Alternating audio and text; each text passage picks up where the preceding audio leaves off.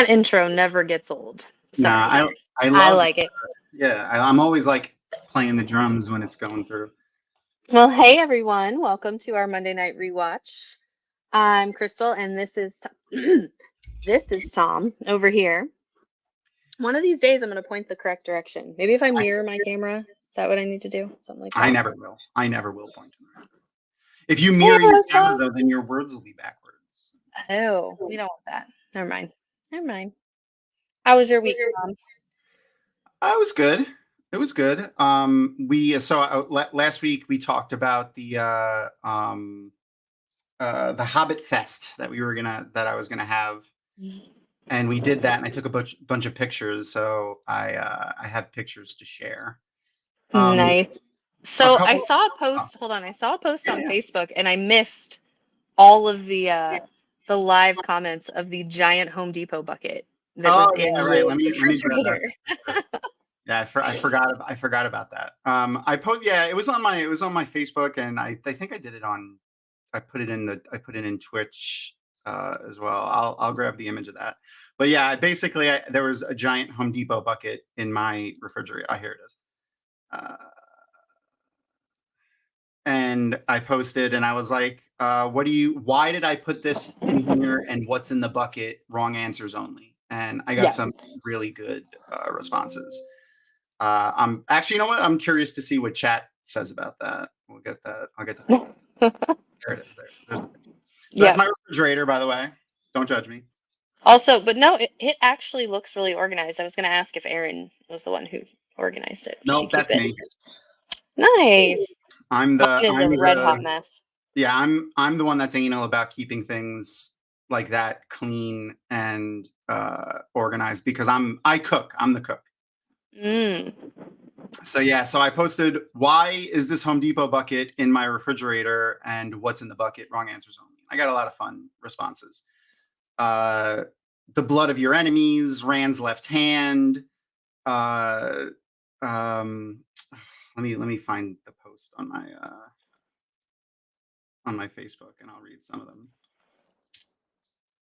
They were pretty good. There it is. Okay, so let's see. We got human noses was the first one, and that was from Reese, my child. Brandy. Jaichim loves his brandy. That's what Mary Calhoun wrote. She's a fan of Matt also. A coffee pot only holds 12 cups, you see, so ... That's my life. That's what I need in my fridge, because I like iced coffee anyway. The one I liked the most was one really large Jell-O shot. I liked that one. And then an author I met from, I think, Conjuration wrote, I don't know, but that creme brulee silk coffee creamer is chef's kiss. My tummy doesn't like milk, so yeah, I use the silk coffee. It's tasty. We do oat milk over here. Oh, look, it's reversed. It's reversed. Hello. Hey, look, this was what I was gonna have the night I was sick. This is my little stop sign, so I could get a word in edgewise. So I keep it by my computer now.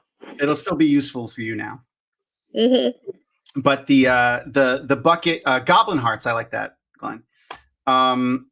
The bucket actually had this in it.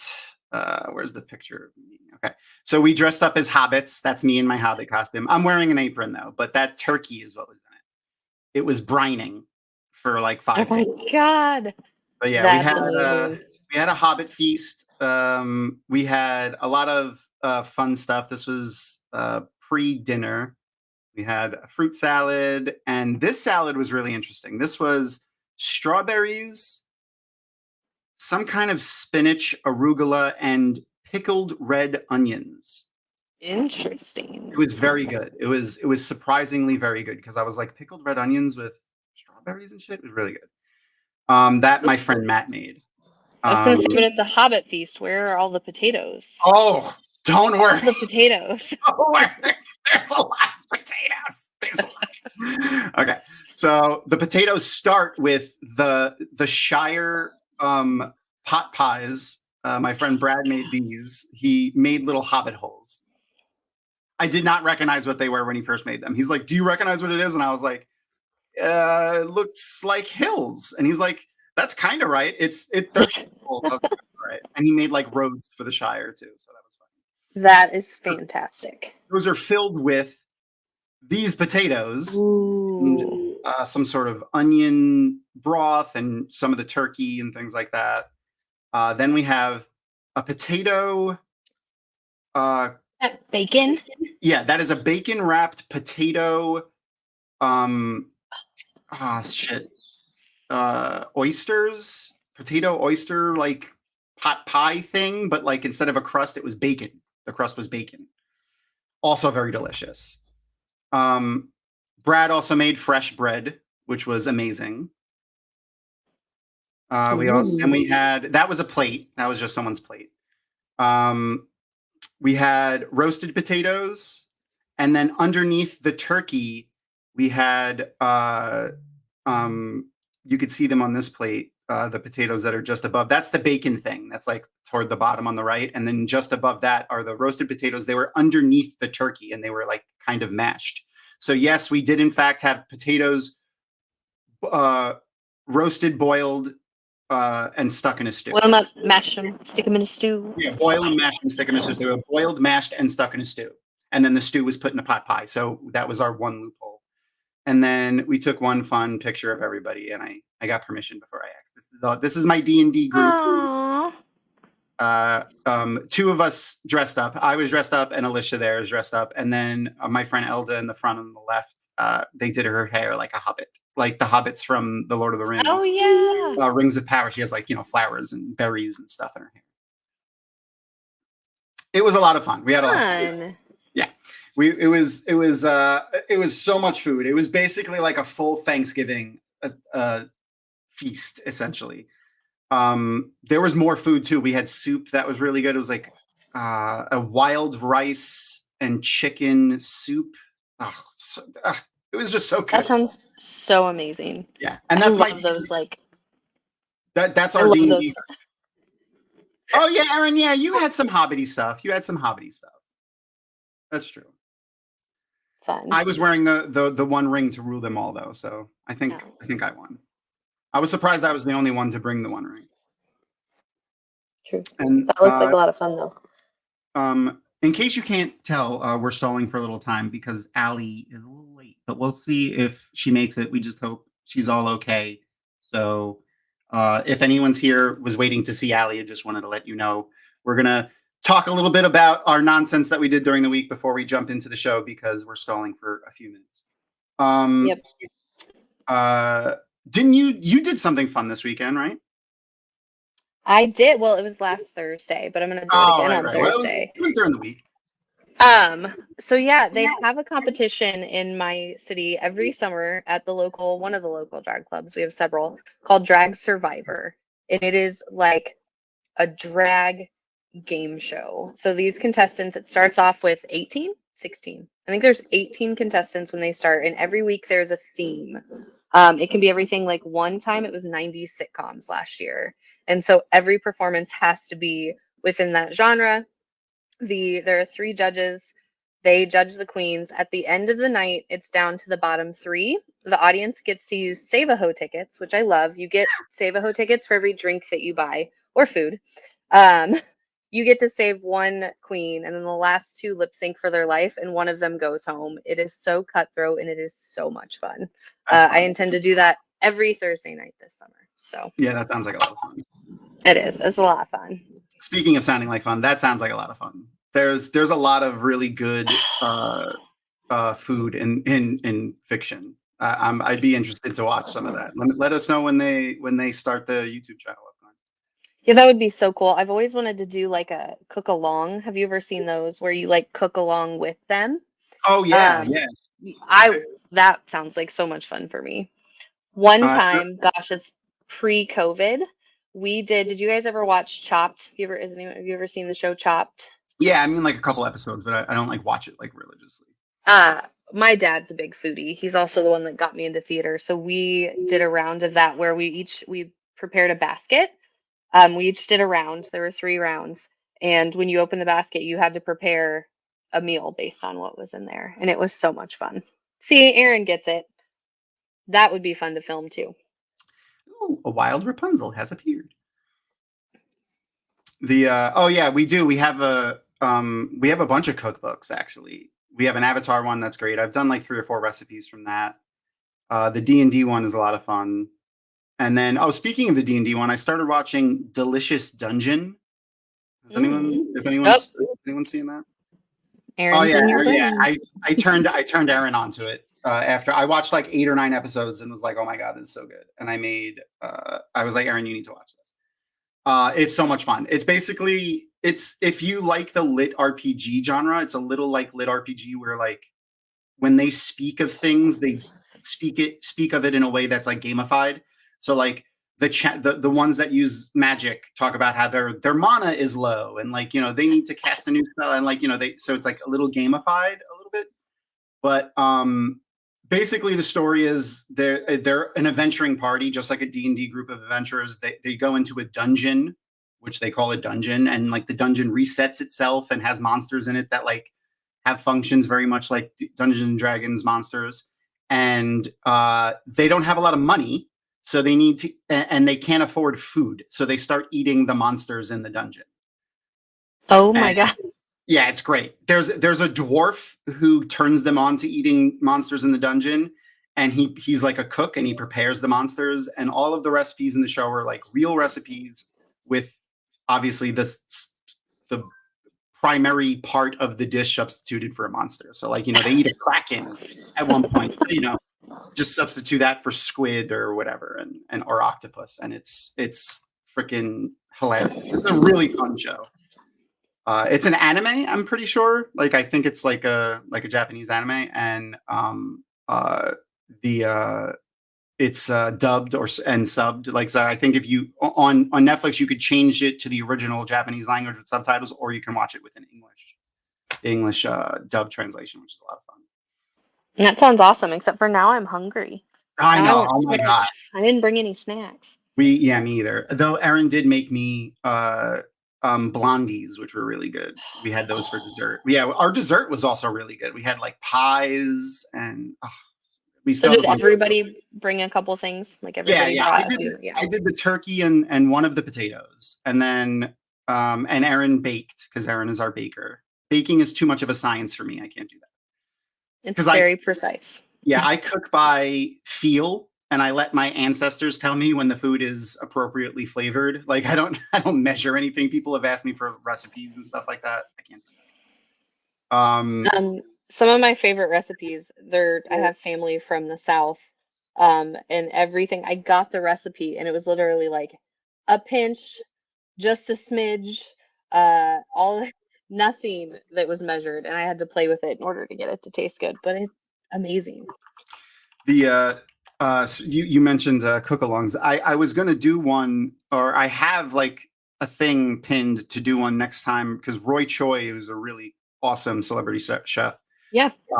He did one of those. It was like a class, like a live class. You could watch like a pre-recorded one, but he did one live where you can like follow along with him, and he like chats with you while you're doing it. It was pretty cool. I wanted to do that when he was doing it, but I never signed up. I'm grabbing a image for the Delicious Dungeon so that I can share it because now I just want to share a picture of it because it was a lot of fun. Yeah, there's a dwarf in it. Reverse BLT. He's their cook. That's him in the middle there. Oh. And then there's the magic user, which is the elf on the top. Halfling, rogue, human. He's kind of like a fighter, but he has the mentality of a paladin a little bit. It's a lot of fun. It's a lot of fun.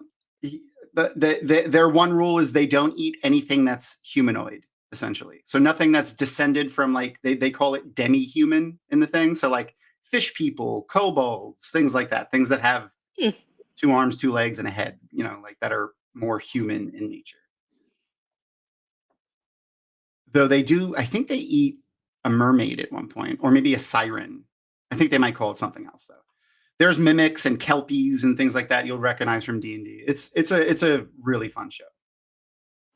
That's awesome. I'm gonna put it in my phone. Yeah, it's good. It's definitely good. It's not I would like, I just knowing how old your kids are, I would say watch it first to judge, Don't. because there is like, Yeah. I would say it's PG-13 rated, I think, on Netflix. There's blood and like they kill monsters and then chop pieces off of them and eat it. Hopefully we're not messing up our kids. We're not super strict about that. Like my son is usually around watching me play 7 Days to Die. And so what I told him was that the zombies are coming to steal our stuff. They want to take all my toys rather than they want to eat me. So now he says, the Wombies are going to take your stuff. Get them.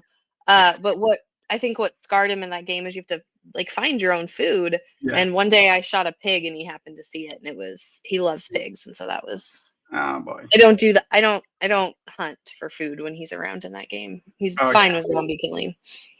The Japanese level of censorship and like, you know, TV ratings is very, very different to the US. Honestly, I don't think it's bad. It's just very, very different. We have a very different culture than they do. And well, in but it was also, it was different 30 some odd years ago when we were children. Yeah. Like what was rated PG back then is not at all what's rated PG now. No. And we survived. We're all fine. Yeah. I think it's fine. I mean, like it all comes down to you know, the nurturing of the children. Like, you know, they can be exposed to a lot of different things, and it's just up to the kid and the parents. But it's just very starkly different. When I remember watching like Dragon Ball Z that was taped on a VHS tape directly off of Japanese television versus when it came out years later on Toonami, very, very different. Very, very, very different. The level of gore and nudity that was in it, and it's rated for everyone in Japan. Like it is still a children's show in Japan. So it was just it was interesting. See, you know, as an educator, I believe this wholeheartedly. Like kids see things all the time. It's how you frame it, really, that matters. Yeah, I mean, we don't have kids. I try to teach my cats the best things, but you know, I can't. I don't really have a. I can't throw a hat into that ring, but I would agree with that. Like from what I've seen, at the very least. So some of the other shit that I saw this week, and I say shit, but these articles were actually not bad. I've talked about how much the screen, whoever I have to go double check. I'm pretty sure it's the same guy that wrote these articles. There's a guy that always writes articles on Screen Rant about Wheel of Time. I think it's this guy Charles Nicholas Raymond. And if it's not him, I'm sorry, but there's articles that come up on Screen Rant very often about Wheel of Time that I'm like, have you ever read the books? Like, have you even watched the episode that you're talking about? Like, I get so frustrated. But there was a couple of articles that came up in the last week that I wanted to talk about because they're actually kind of interesting, and they made me think about some fun ways that they could play with the upcoming season. So let's get those up on the screen. There they are. Okay, so the first one is this one, which is the Wheel of Time Season 3 theory replaces a major book villain with Padan Fane. So the long and short of the article is Padan Fane is going to take the place of Slayer in as the villain in for Perrin in season 3. Because Rafe had talked about how season 3 is going to encompass books 4 and storylines from books 4 and 5. Not all of book 4 and 5, but storylines from pieces. Yeah. So, and we know that Perrin is going to take a bigger role in this upcoming season. So, I just want to real quick put up a quick spoiler tag for people, because I know at the very least Reverse BLT hasn't read all the books. So do I have? I don't have a spoiler tag for these books, but I'll throw this one up because that still makes sense. So we won't spoil anything after Knife of Dreams right now, but we're really only going to talk about up to book 5. So anyway. For Perrin in the books, there's really like 3 or 4 villains, and that's what this article talks about, how there's Padan Fane, Slayer, and the White Cloaks, but, you know, a couple of the different leaders in the White Cloaks, namely Bornhold. And with there being, you know, something going on in the Isle Waste, something going on with the Aes Sedai and Suan and Moiraine, something going on in the Two Rivers with Perrin. That's a lot of plot lines for 8 episodes. Yeah. That's 3 different big plot lines for 8 episodes. So they kind of have to compress this. And so I kind of like the idea of Padan Fain kind of just replacing the character of Slayer and then just maybe even giving him some of their powers, some of his powers. I think that would be interesting. So that's what this article talks about. This was posted a couple of days ago. Well, and from an acting standpoint, what's his name? Johan Myers. He's fabulous. So He's if we amazing. can have him on screen more, I am perfectly happy with that. Yeah, same. He's wonderful. What did just make Fain's everyone's nemesis? Yeah. That's, I mean, like, is he's secretly the Dark One just in disguise for the entire thing? That would be fun. But yeah, now this one was interesting. I kind of like this idea. I understand like having to combine Slayer's storyline somewhere because especially, giving Padan Fain more of a central role for both maybe Matt and Perrin, because then that would kind of condense things a little bit too. Because if Padan Fain remains Matt's kind of end game as it is in the books, that because of the dagger and how he's linked to it. Well, and they set it up nicely too, because we don't know nearly as much about his backstory as we did at this general point in the books. Yeah. You would relate. So there's a lot I can see that. Yeah. And I feel like honestly, like Padan Fain could have played a bigger part in the books with him, like, infiltrating the White Cloaks and, the Aes Sedai at one point, when Elida was in control. So that's pretty interesting. And I like the idea of that. The next article was also by Charles Nicholas Raymond. And this one is Wheel of Time sets up an exciting Perrin team up for season 3 that's not in the books. And the long and short of this one is basically they think Guy Roberts is going to play a bigger role as Uno in the World of Dreams. And we're going to see more of him. And this is a great idea, I think. Yep. Yeah, I support that for the actor as well. Yeah, that's it. I mean, like, even if it was he's awesome. Yeah, I'm curious. Like, we've already obviously seen the World of Dreams based on the X-ray information. I'm curious how that's all gonna play out. Yeah, I'm pretty sure because they haven't really explained it. They haven't really. No. If you don't know what that word means, you wouldn't know that they were in the World of Dreams. Like my mom, who's always who I reference as a first-time reader and watcher, like she had no idea what that was. So reverse BLT, the Heroes of the Horn kind of hang out in the World of Dreams when the horn is not blown. So we see it happen for other characters throughout the series. There's no need to spoil that right now, but having him there to kind of maybe help guide Perrin as he learns to do wolf dreaming stuff, and maybe alongside Hopper, that would be interesting. Aww.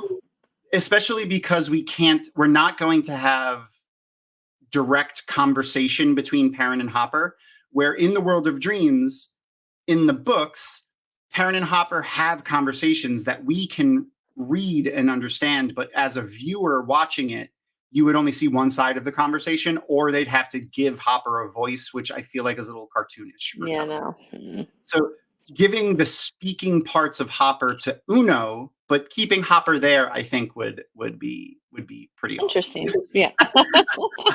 A Hopper Uno amalgam, maybe a Hopper Uno as a werewolf. Maybe how's that? And he could be a were-hopper. I hope they keep him as Gylo Kane, because that would be good. I like that's what they kind of alluded to there, but they never really said it specifically. So and he was standing next to Brigitte in the lineup when they blew the horn. So I'm hoping that's what it is. But that's what the long and short of this article is basically just saying Uno is going to be. They think Uno is going to be in the season more, and I thought that was interesting. I added the bit about Hopper, but yeah, I liked that. The last one is this about Rand, which is really, this is one of the ones that I was like, what do you, I don't understand what they're trying to say. I feel like they tried to write an article about just something, and they picked this. So Yeah. The one quote I want to grab from it is basically, Rand hints that Rand will drop a huge part of his strategy from the books. I wouldn't really call it a strategy, because it's one of the main aspects of emo Rand. It's when he tries to distance himself from everybody. And they're citing in the show when Rand, how they talk about how Rand needs everybody there to be able to fulfill anything, and how Yosha commented, Rand needs his friends to do this. A big lesson for him from season 2, and something that he needs to face, whatever he has to face in season 3, is that he's going to need his friends for this. So they're framing it as it's like a bad thing that he's going to be changing this up, and I honestly don't think it is.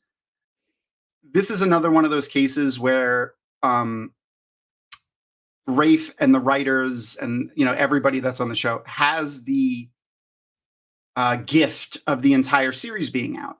And something that we learn throughout the rest of the series, way further down the line than books 2, 3, 4, and/or 5, is that Rand needs Matt and Perrin, specifically Matt and Perrin, because they're the other two Ta'veren, to complete the task of hopefully winning the last battle. He needs those two specifically. But we also, and that point is driven home over and over again, often up to Knife of Dreams and after, probably too. But everybody, he really needs everybody. I've always been of the opinion, and this is a headcanon for me, that all of the main characters at some point, or even throughout most of the series, are Ta'veren in some way. Egwene, Nynaeve, Lan, Moiraine, all of them. And since the writers have access to the full books, and they need to condense some stuff, Rand, we may not get emo Rand, or we may not. Oh, hello! I got a friend. Oh, hold on. Meow. I got a friend. Oh, hello. We may not get full emo Rand, which I'm okay with. That was one of the most Because- infuriating parts about him when I first read the books.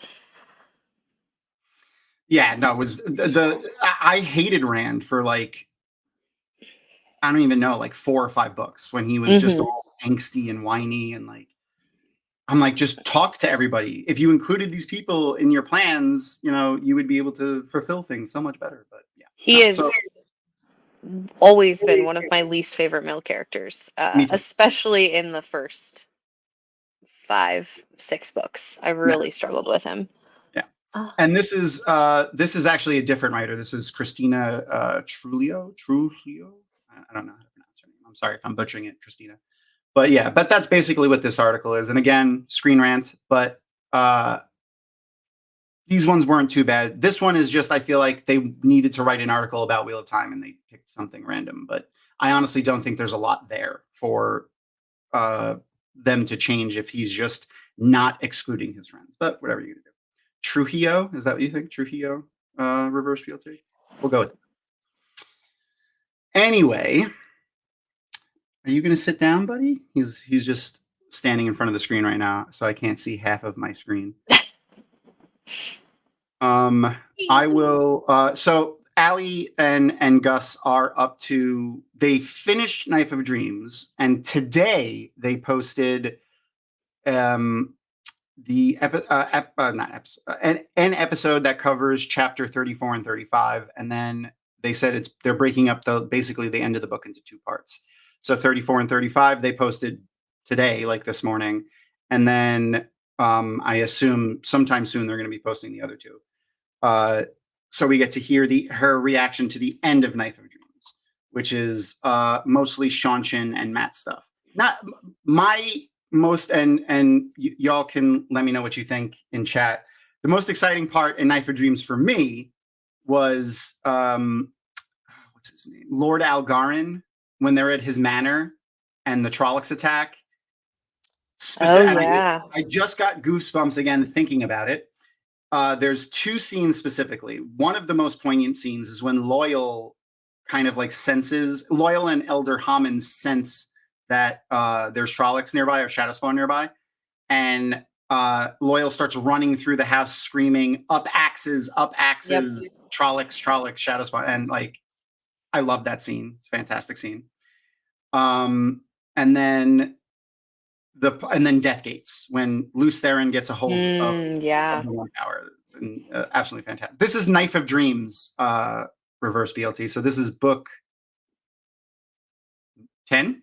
No, 11? 11? Book 11. Yeah. Book 10 is Crossroads, I think. I think this is book 11.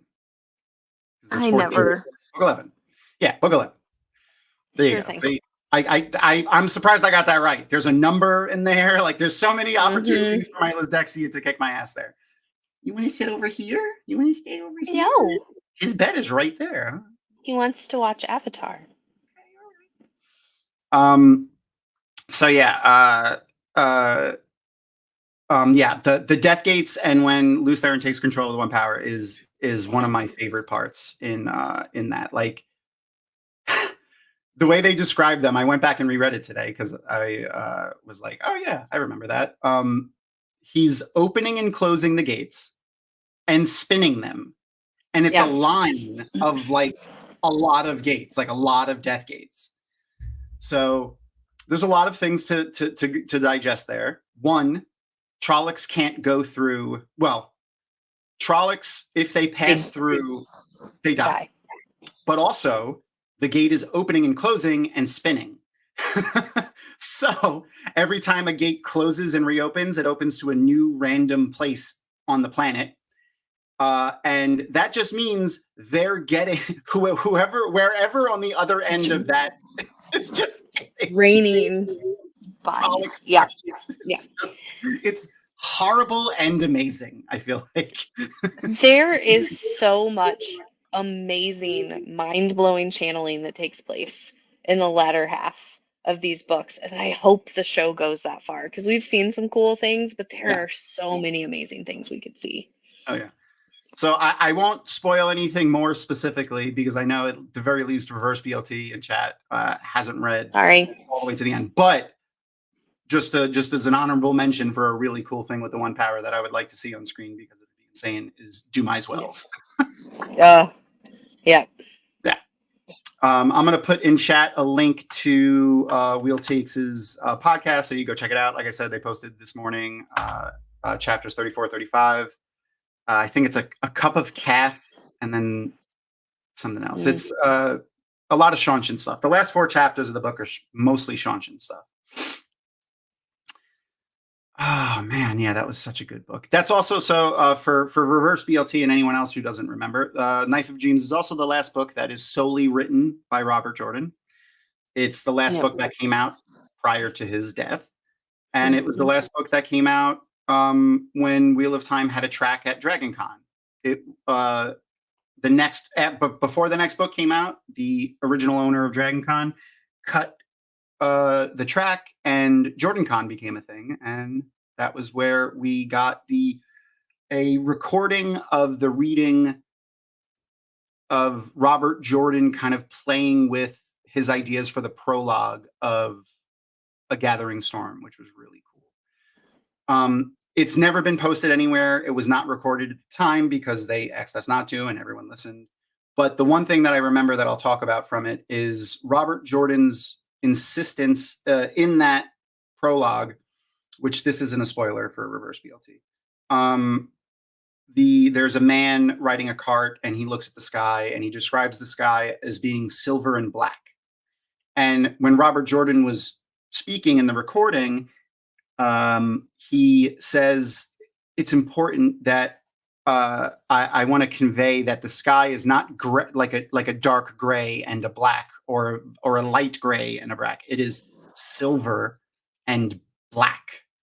So like it's not a darker gray and a gray. It's silver and black. Like the clouds are unnaturally colored. So I thought that was really cool. And it's an interesting little tidbit from Robert Jordan himself. He was very sick at the time when he gave that narration, but that is the last of the books that I have reread. I have never read the last 3 books more than one time, which is my goal. It was just so hard for me, and it's not. Brandon did a wonderful job finishing the series, but it was different, and it was, I don't know. I'm wondering if I'll feel differently now, being so far past it. I really liked the Brandon books. There were some not problems, but there were 2 characters. I was gonna say there was 2 characters in particular that for me read a little differently, and like he didn't get their voices like 100% right. And he's talked about before, Avienda and Matt.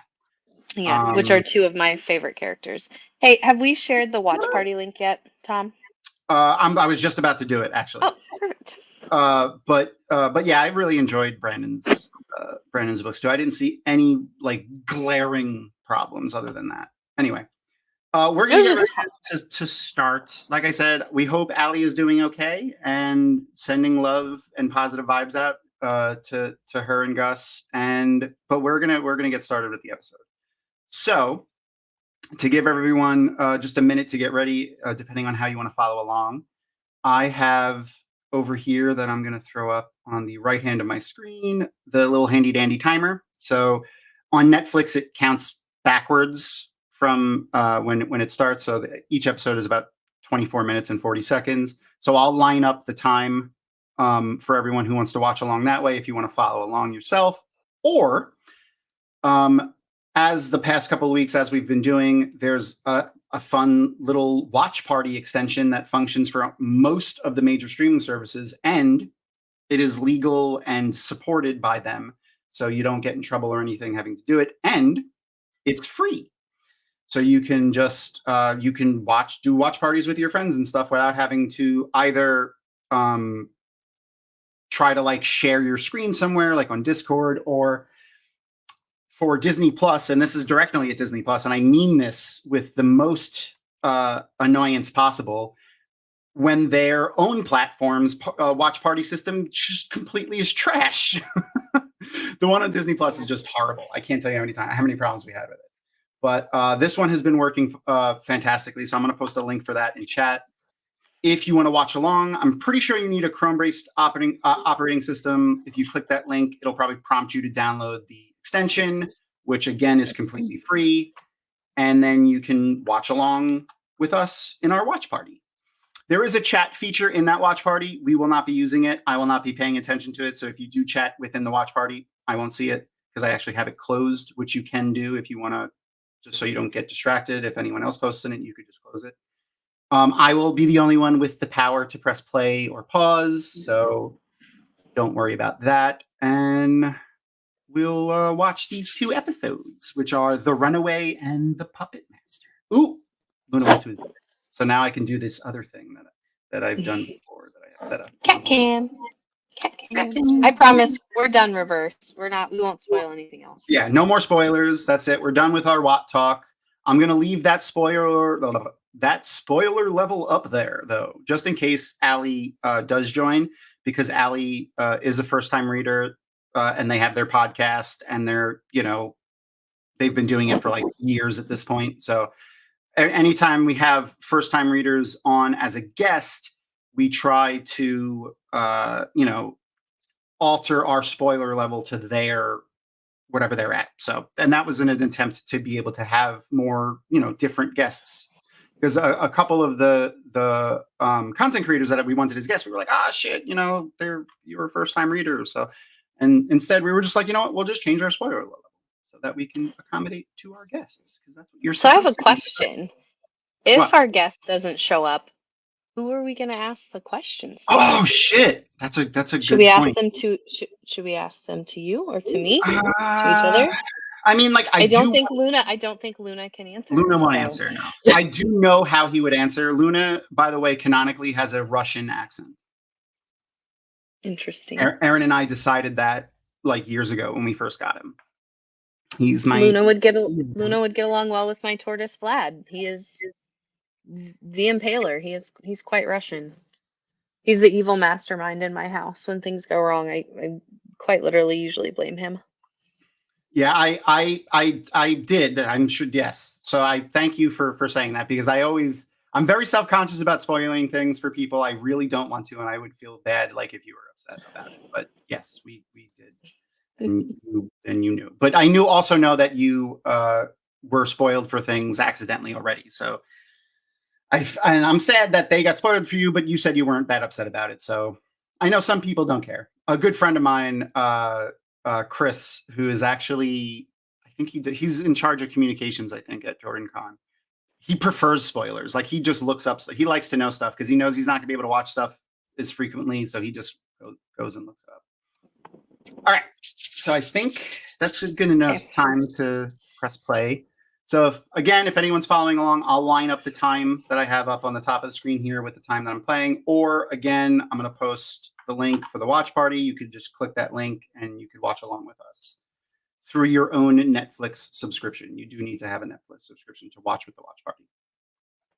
All right. I'm pressing play in 3, 2, 1, and now. I go lower it a little bit so that we don't pick up the sound in my microphone and I get another content file. Yeah, that would be bad. All right, okay.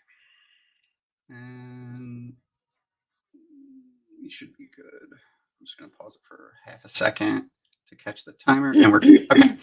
So the timer is good to go now. All right. So have you started watching Legend of Korra yet?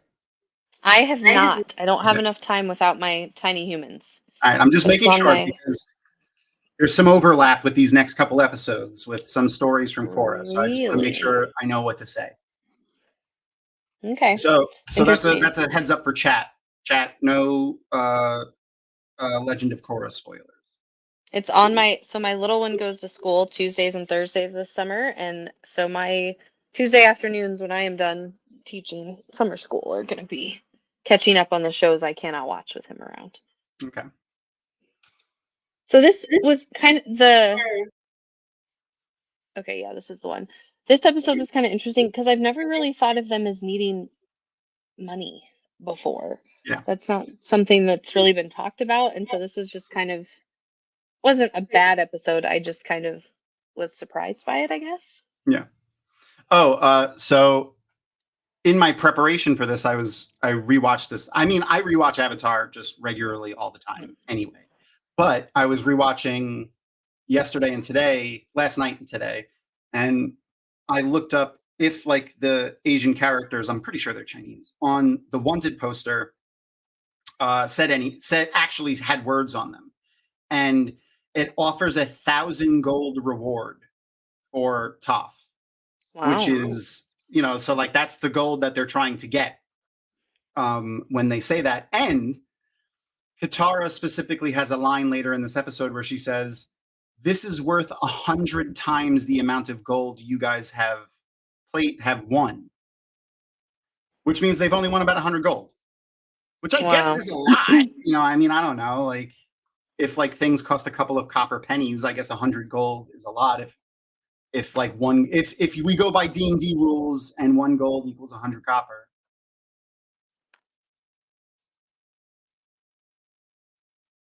The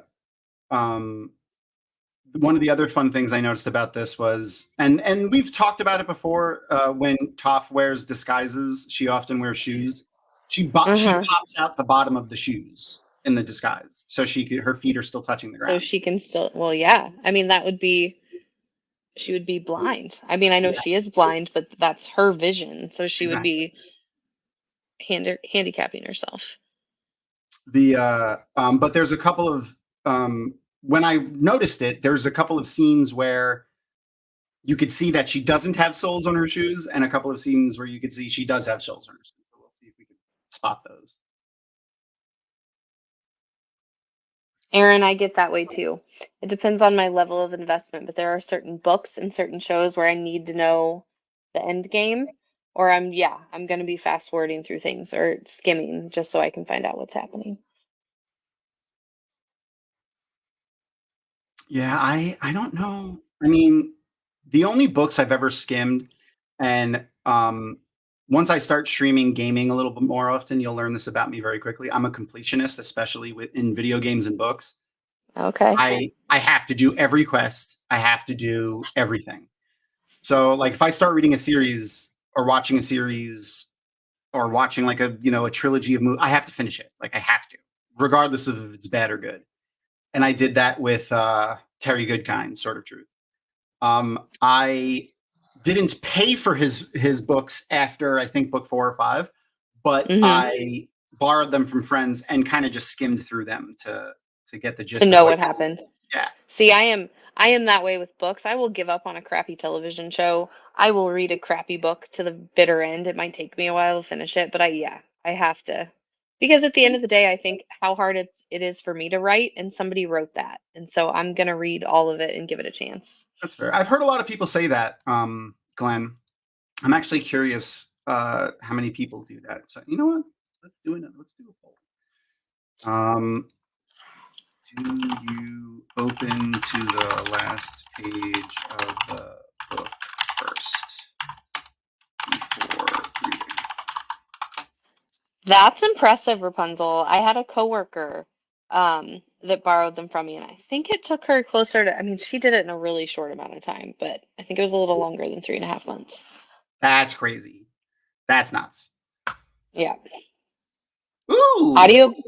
Look who it is. It's Tavern. It's Tavern. Tavern. Tongue twister. My Lisdexia doesn't like names that are similar like that. Rapunzel, were you reading those or was it audiobooks? I feel like maybe I could do it with audiobooks. Yeah. I started reading Wheel of Time in 1996 and I finished in 2013 when the series came out. So I don't know how many years, but however many years that is.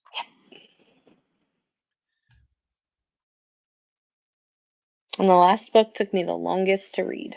So another thing that I noticed while watching this that made me like again, it's a children's show. It's it's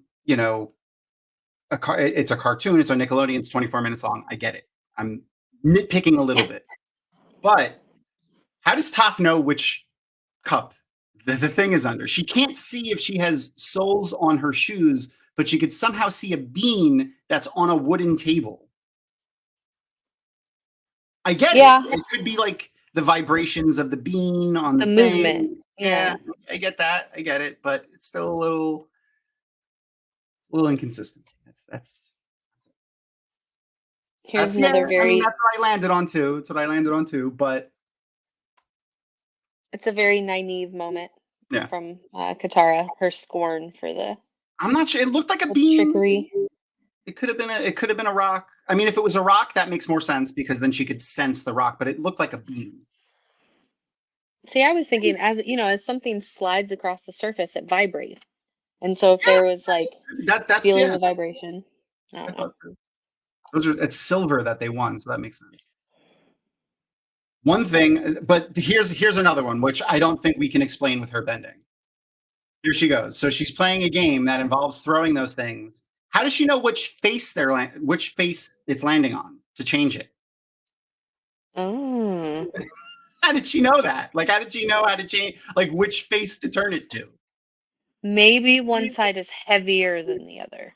I don't know. Like, you can somehow read the ink on it. If it's carved, I don't know. Yeah. Well, what episode, was it where she could kind of, where it visualized, where she was seeing the stuff underground? So maybe it's kind of like that. She gets a visual map of it with how Lake Laodai, when she sees that there's a tunnel. Yeah. Yeah. So maybe it's kind of like that. Yeah. Okay. All right. Okay. I like how she's just pulling like a lot of like scam artist stuff. Yeah. Which, given her origin, is really funny. Like she, she's not had to do any of those things. This is like the 5th time Sokka has worn that beard, that same exact beard. I really want to see his disguise kit. He probably got to have like a little suitcase with his little disguise kit in it. I like the extra wide mustache. Oh yeah, it's fantastic. The very first beard he wore was made from Appa, and he didn't like it because it made his face itch. So I also find it kind of funny that Katara is because I actually rewatched the entirety of the show this week. Not like sat and watched it. I had it on while I was doing shit, but I was going through I prepped to watch this one, so I had seen it a couple of times, and then I went through the whole thing, and I got to the water bending scroll episode with the pirates. Yep. And she's specifically okay with stealing from the pirates because you're stealing from thieves, and she's cheating cheaters. So anyway, it's just another Katara being a mom moment, I feel like. I promise I'm not a crazy person. There's a fly in here and it's making me insane. So I'm just like, it's attracted to, I think, my ring light. And it's awful. Yeah, it's frustrating when I actually can have the windows open for like the 1 month that we have winter here. Mm-hmm. We don't have gnats down here. We have a slightly different type of bug that's kind of like a gnat. They call them no-see-ums. I don't know what the actual bug is, but they're really small and they can go through normal screens. So if I have my windows open when I'm doing this and then my ring light is on, they go right for the freaking ring light. Yeah. Yeah. Oh, and I looked up that poster that they just walked by. So that first poster was a poster for Hawk training classes. Oh. At Hawk training classes. She's good little hockey. She's good little hockey. I've never heard that term. But I don't know if maybe that's the... I agree. I totally agree. Especially when you're just cheating them at their own game. You're not doing something horrible to them or something. You're playing their game and you're just out cheating them in their own game. I'm fine with that. It's a lovely, lovely drawing of Toph. Yeah. It kind of looks like Sokka did it, not gonna lie.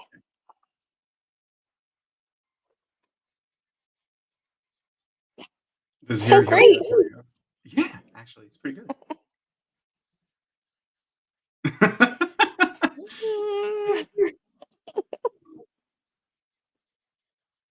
This is our only episode with Rocky too, by the way.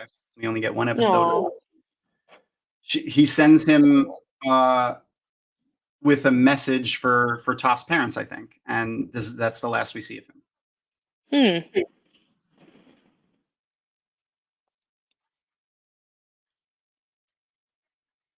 He does like expensive.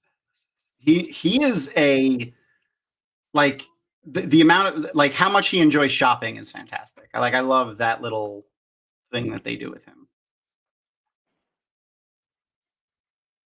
I really was very bothered by Aang's hair. I understand it's a disguise, but also is it really a disguise when his, he still has his arrow on his head. Yeah. There's one more thing that happens at the end of this episode that makes me turn my head, but we'll talk about it when it comes. The Hawk's no. Momo wins, by the way, always.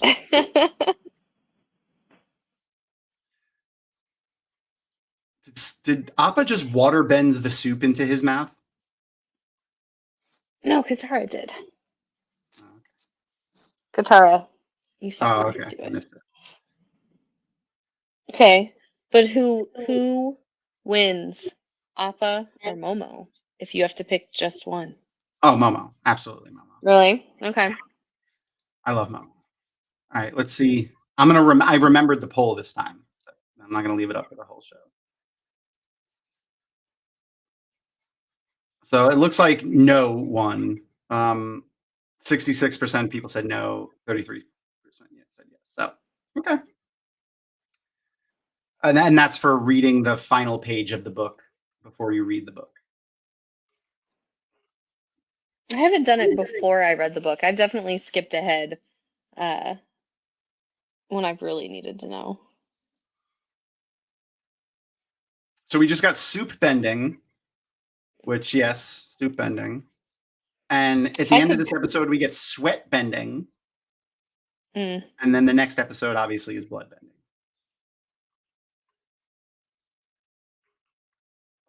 Which makes Man, a if lot I of could soup bend, I could have a snack right now. That'd be nice. it makes for a lot of interesting things that could possibly happen with water bending that are a little scary. Ooh, hold on. Hold on a second. Wait. Look, here comes an awesome guest. Hi. Hi, I came at the right time, right? No, but that's okay. We're still happy you're here. We're still happy you're Right. here. Way earlier than I should have. No, you're fine. You're fine. Oh no. We only just started the Avatar episode like maybe 9 or so minutes ago. I will but you could probably hear us. I'll throw you backstage and you just give me a thumbs up when you're ready. So Allie's here. Yay! We get to see Allie. Woohoo! I'm happy. And I'm happy she's here before the bloodbending episode too. It is one of the darker moments in this whole series, like when you really think about it. It's awful. Yeah. It might be the darkest episode outside of like season 1 when they find Monk Gyatso dead. Like that was yeah. rough. The whole episode wasn't dark though. The entire episode of the Puppet Master is very, very dark. But as we discussed, it was also the Halloween episode back in 2007. Yes, it was released in October, and it was the Halloween episode.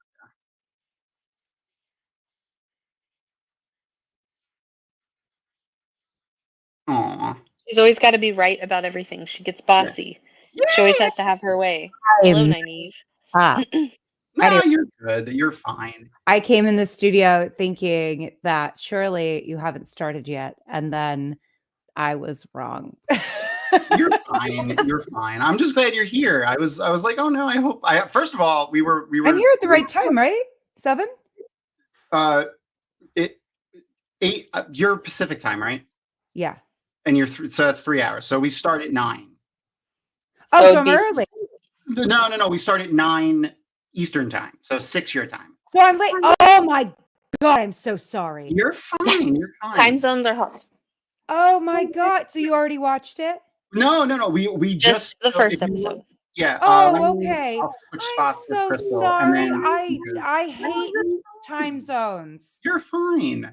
So if you here, I'll post the link again so you can actually you could probably just join the watch party. If you have to open this in Google Chrome, so if you go into the private chat here, it should come up as a link, but I'll post it in the comments again just for everybody. Okay. It'll open up for an extension to use for to join a watch party, or you could just line up with my timer that I have on my camera. Yeah, just like Move my cat cam so that you can get a better shot of Luna's. So sorry. I'm so bad at time zones. Oh, you're fine. I do the same thing. ADHD. You and I have very similar spicy brains, so it's such a spicy brain. I told Gus, I was like, I want a vacation from her. She is just she's a lot. Most lately. I can't do anything with her. I'm joining the party. Yay! Okay. PD's here as well. Yay! I don't know if you can see, I have my cat cam right here because Luna's with me. He's sleeping. Here's my desk setup. He's right there. Wait, that's so cute and smart of you. Wait, I want to do that. Yeah, he's just sitting on my desk right next to my computer, hanging out. I love your cat. He is fantastic. He's my old man. He's 19. Wait, is it playing right now? The episode? It should be. Okay, I see it, but I'm not seeing Gus. Gus, there's a problem. Gus. I'm so sorry. There's You're fine. I can see the video, but I can't see. Oh, you know what it is? It's that thing. Gus, it's doing that thing again that you know how to fix.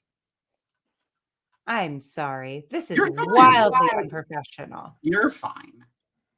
I'm never getting invited back. You're Enjoy always, my you last and Gus time on are always Dragon Ball. invited because I love both of you. Enjoy my last time at Dragon Ball. Guys, we're never getting invited back.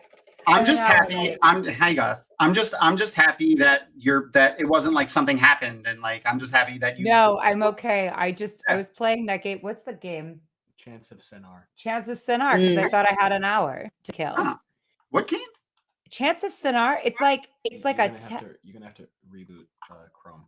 I'm gonna have to reboot. Or- No, I'm gonna have to reboot Chrome. These poor people. No, just copy this and watch it in Safari. Copy it, watch it in Safari. Copy that. It's an extension for Chrome. I don't know if it works in Safari. Oh, he doesn't know if it works in Safari. Let's find out. We're gonna find out today. Okay. So Right now. The one thing that I wanted to point out in this part is they're in this is when Qatar tries to turn in Toth to collect the reward money. So they're in a wooden prison. I find it weird that they put them in a wooden prison because no one knows about metal bending yet. I'm also curious, like, does water not erode the wood eventually? Like, could you not like slash with water until That's what they do eventually. So you're gonna disappear from this and then reappear. Okay, I'm gonna disappear and reappear. I do apologize. I will be walking into the sea after this. So know that. You're fine. The ocean is calling for me. All the love and good vibes. I love them both. She's So much. She probably hates herself right now. Sparky Boom Boom Man, or now Combustion Man. Yeah, reverse. Last time you were here, I fell asleep. I was also sick, but I did not make it to the end with you guys.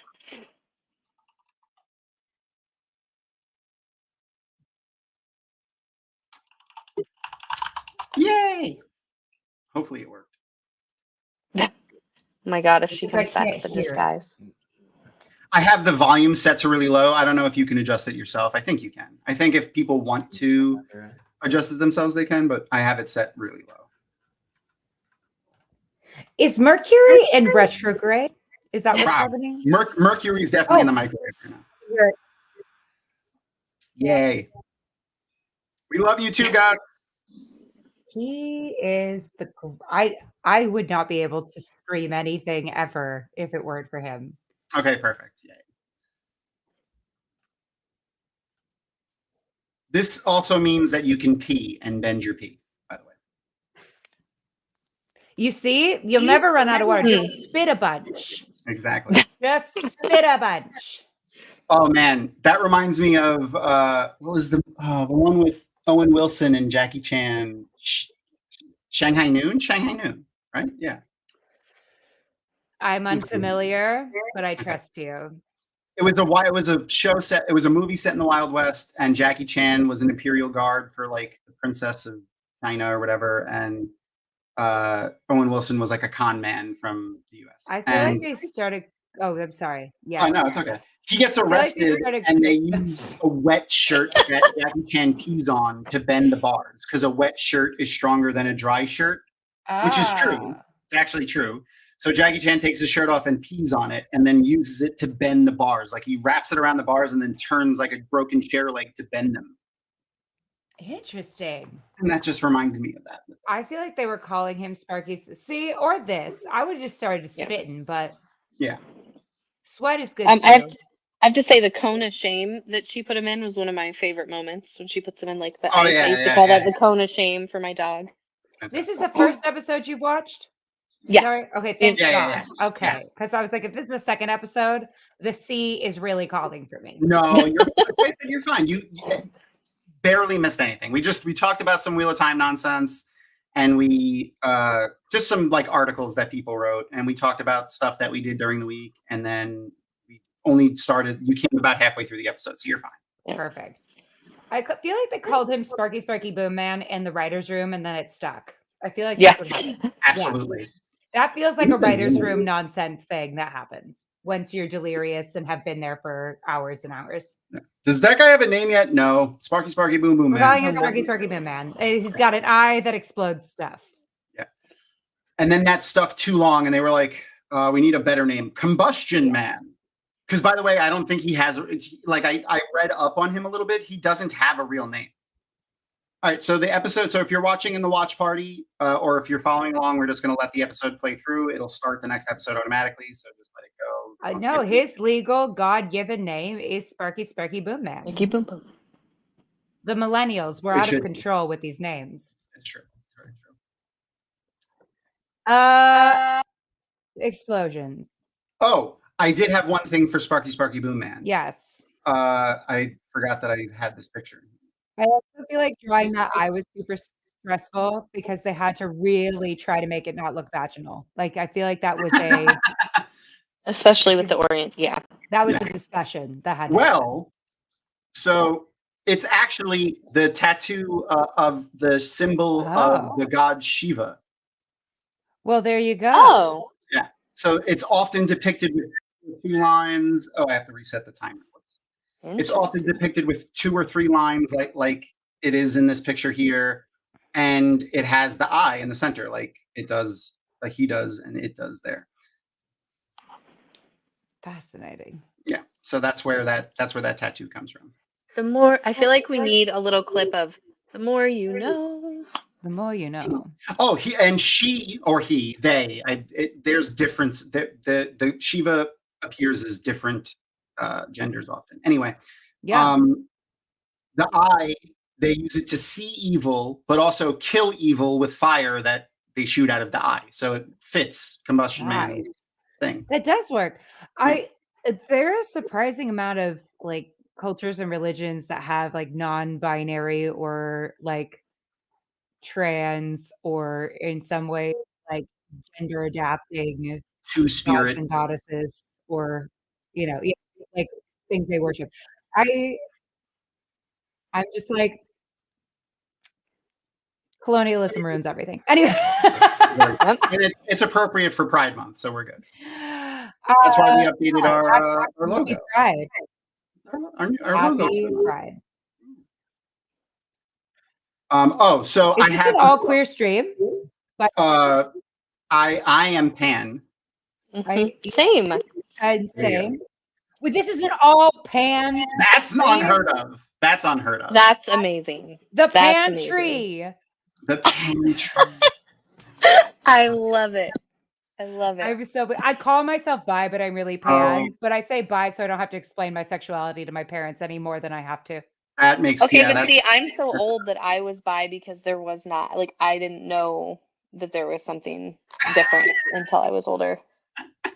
Sorry, Yeah. Rapunzel. I missed this message that you sent me. Hold on, I'm putting God. the picture on right now. This is fun. I need It's to know from the what episode that is. before when Katara was overhearing them talk shit about her when she was bathing. This is a funny picture, though. It's another inconsistency. I missed it, though. What? Oh, God. What is happening? If you can see their feet and this is where they're sitting, that means their legs are huge. That's funny. So funny. That's Good stuff. Thank you, Rapunzel. Two That's- different people drew that scene. For sure. They did not look at the storyboard. They did not look at the storyboard. Oh, so we mentioned before you came. This episode was released as a Halloween episode. It was that's how they billed it when it was originally released. I am 2007. young enough that I remember these coming out. Like, is that not nuts? I remember I was like, I want to say I was in middle school, but I Okay. was so about Avatar. I forget how young you are sometimes. Yeah. Yeah. Oh, I wanted to ask: I was still watching Nickelodeon. I have the spoiler tag up on the screen right now for all of Knife of Dreams. Is that okay? Yes, Knife of Dreams were done. We finished Yeah, that's what I yesterday. thought. I saw that you released chapters 34 and 35 today, which we spoke about a little bit. Yeah. But I was just making sure because obviously there's more chapters. Yeah, I'm done. And I got bingo twice. on my I birthday. heard. I listened to today's episode. I was really pleased, Yes. which means I get to buy a present for myself at WatCon. Yay! Hey. Ooh. Oh, and speaking of, I know. So Oh, soon. I'm so excited. I have my sister's wedding and then WatCon. perfect. It's going to be a great month for me. Yeah, we just booked our WatCon stuff and a lot of our MalkirCon stuff, our Euro trip, which encompasses MalkirCon. I feel like I'm making everyone have an existential crisis in the chat. yeah.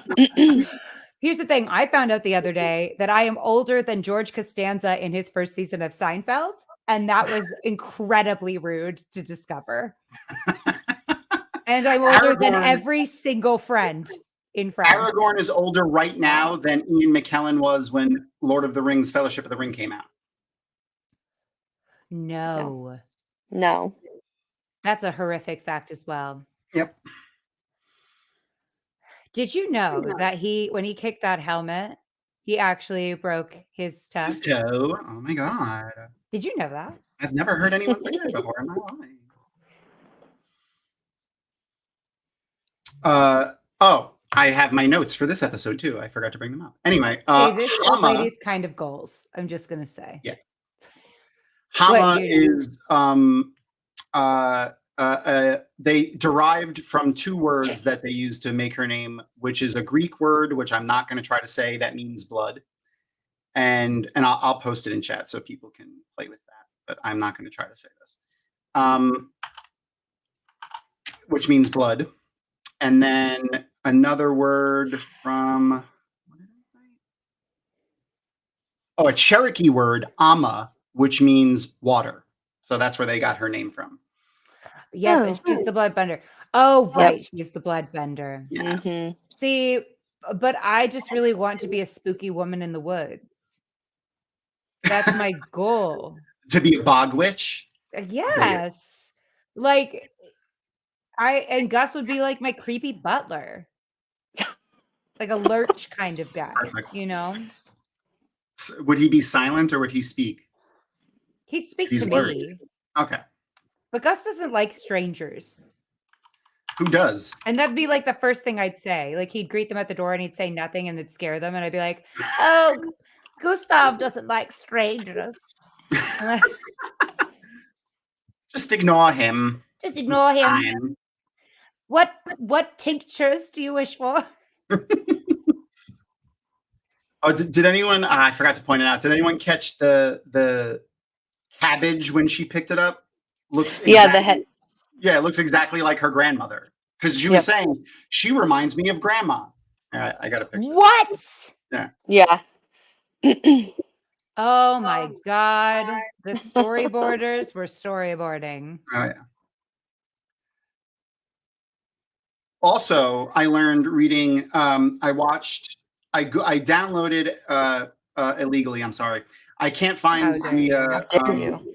I don't want to. It's hard to find the DVDs that are for these that are cheap. Yeah. That have the DVD extras, the original DVD extras on them. So I found the extras, not the episodes. I already have them.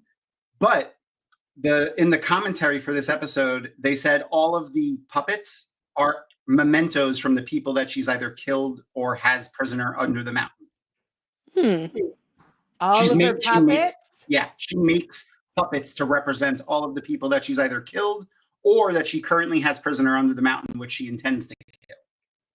This reminds me, my cousin got very into crochet and started making a lot of like amigurumi dolls.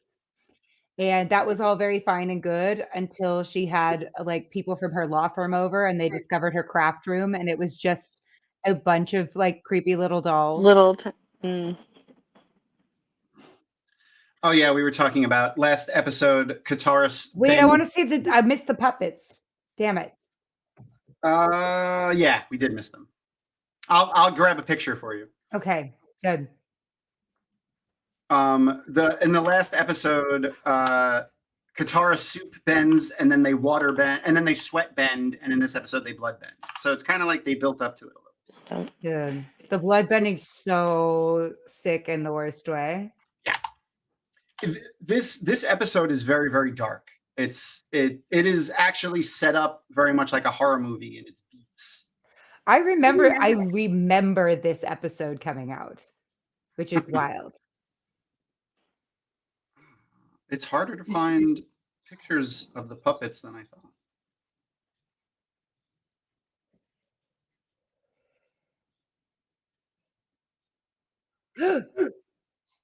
The Southern Water Tribe.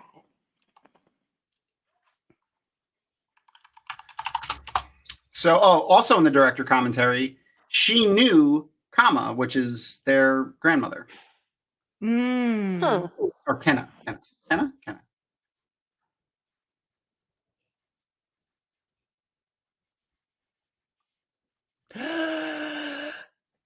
Lots of pictures of her bending the rat, but I can't find a picture of the puppets.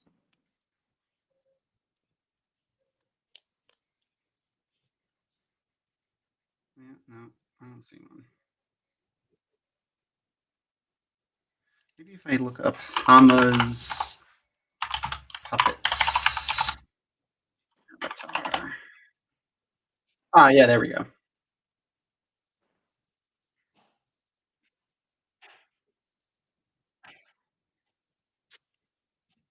So this is the final part when like when the Fire Nation came and stole all of the waterbenders. This is what they talk about in the first or second episode of season 1. Right. And this is like a conclusion of that. Yeah. We'll see that in 1 second, which I have a picture for that as well. They showed her right there on they don't they already passed when she froze the boat, but she freezes the boat up in the air during that fight, which is the boat that Katara and Aang go and explore in episode 1. Oh, she wow. froze that one? Yep, that was her. They showed her doing it. Cool. Oh, here's the Wait, they puppet showed her in that like initial. in that flashback. Yeah, in the flashback. Oh, I there found you- the puppets, but it also puts them next to the people that they rescued from under the mountain, which they all look like. Oh wow. Yeah. Creepy. Wait, they put. So those are the puppets. Oh, whoa. And then you can see the people behind them. Oh yeah, whoa. Yeah. Wild. So she's a serial killer. She's literally like they put a serial killer in a Nickelodeon children's cartoon. I mean, everything's fair game as long as you do it intelligently. Yeah, I mean, and they do everything intelligently in this show. Like I can't find one thing that they've done like not well in that way. Oh no, the cat Uh-oh. disappeared. I'll see if I can fix it. Ah, shoot. It might have my phone might have ran out of batteries, but You never want to be the last one. That was giving dodgeball vibes, like when you're the last one in dodgeball. yeah. Like, I'm screwed. All right, so everyone here, I'm pretty like I know you three. I mean, you two have seen it, but I'm pretty sure everyone in chat also has seen this episode by now. I mean, this is supposed to be a rewatch. So, what do you guys think? And then I'm going to put a poll for chat, and chat, feel free to to talk if you want about it. What would win in a fight, bloodbending or combustion bending? Since we had Combustion Man in the last episode, and we have bloodbending in this episode, who do you think would win in a fight, Hama or Bloodbending. Combustion Man? Yeah, Bloodbending. I have to agree. I mean, if she manages to bloodbend you at all, you can't combust. Yeah, you're done. You're done. I think But no question. on the other side of that, Combustion Man is an assassin, and he is usually like a sniper. So he usually is targeting people from far away. I guess it's like, is it a fight or is it a surprise? That's I mean, like I guess let's say I guess we have to say for the purposes of straight up fight, like they both know each other is trying to kill each other. Then I think bloodbending, no Then, yeah. question. If he can like get the jump on her, Maybe. then maybe. But like he'd have to get the jump on her, otherwise, I mean, it would take like 5 seconds. But does it also come down to their strength? Because some people are strong. Like, does that make a difference in that fight? Who's stronger? Because we kind of see it later in this episode, even with the bending. But that's only because they're doing blood bending versus blood bending. So like Katara's the stronger water bender, so therefore she's also the stronger blood bender. True. Dude. Where Combustion Man doesn't bend water. Shooting the ice snails is so I cool. know, she's so sick. She's so bad.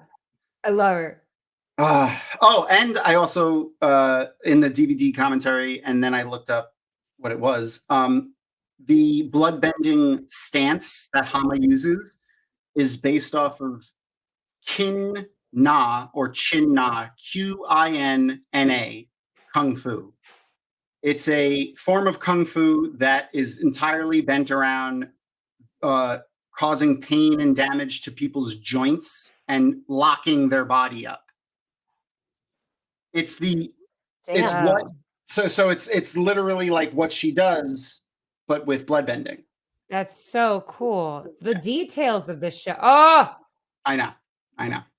Also, the fun fact, so Chin Na. It's Chin Na. It was spelt both ways on the martial arts website that I was reading about.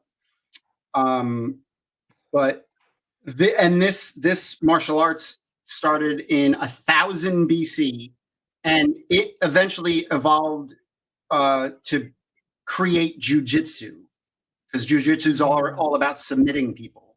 So that's where jujitsu comes from, this martial art. Wow. Yeah, it's pretty cool. Yeah, all of the martial arts in this show are based on real martial arts. So cool. Which was one of the other, like, one of the driving forces that we used for watching this. Was one of the cool factors for it. See, that's Gus. There's Gus's character.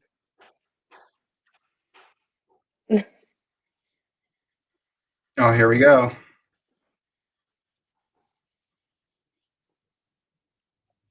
Katara also can blood bend without the full moon.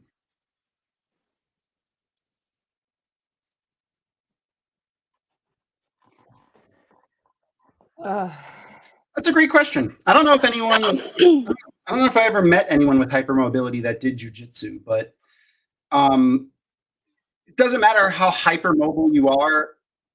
You're like the submission positions that you get in jujitsu will destroy you. So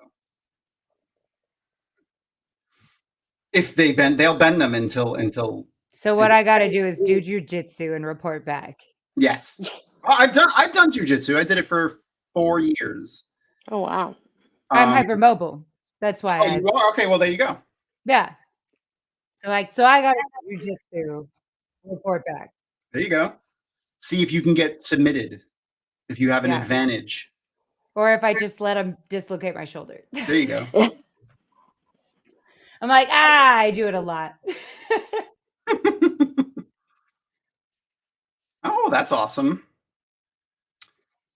I encourage all the young women to do jujitsu. I did karate for a little bit, but then to go from white belt to yellow belt, the older kids convinced me that I'd have to actually fight someone. And I was like, all I know is how to scream no really loudly and go like this. Like, I don't think I'm going to be particularly good. And so I worried I was going to get beaten up, and then I cried and refused to go back to karate. So I don't mean to laugh at you, but that is funny. Sorry. You could have been a black belt by now. Funny, so you're allowed. But yeah, Okay. I could have been a karate master, except for the fact that I am easily led. When you said all I know how to scream no, I started laughing because I pictured King of the Hill, Bobby Hill, screaming, "No, that's my purse." That's like the first thing they taught me was just like scream no super loud. Yeah, with, like, somebody's grabbing you. My daughter takes Taekwondo, and like one of their little chants is like, "Stop! No, I'm safe," as they do their little move with their loud voices. Yeah, I do have a friend that did karate and became a black belt and did all that stuff. And at one point, someone was trying to break into his car, and he saw them, and they like tried to punch him, and then he like did everything and like broke their ribs. It was like super crazy. It was super wild. Yeah, he was like, I've never had to use it before until that day, and he's never used it since. Yeah, well, that's good. But I mean, most senseis will teach you that that all of You're the not art supposed that you learn is a defense. So. yeah. Well, they attacked him, and Yeah, then he which is that's what I meant. yeah, which is pretty cool. Yeah, that's great. Damn it! Now I'm like, should I go back to karate? You should. You absolutely should. Jason, the founder of Dragon Mount does karate, and he posts on his Instagram the videos. He just recently did like a competition that I think he won or he placed very high in. Cool. Like a form competition. Yeah, it was pretty cool. Yeah, he did it with a sword. Ooh. Yeah, it was pretty cool. I would 100% Not the cut myself. rats. This is pretty awesome. This part also, when I was watching it, I forgot. I just saw in my little note that I made. So Katara is able to compete against Tama here, and like they're both really strong in this point because of the full moon, and that's because they're waterbenders. Yeah. Aang gets locked up and can't fight her, but does that mean that the full moon doesn't affect the Avatar in the same way that it affects solely waterbenders? Because it didn't empower him. Yeah. And the comet also doesn't in the same way empower his firebending, at the end of the season. So.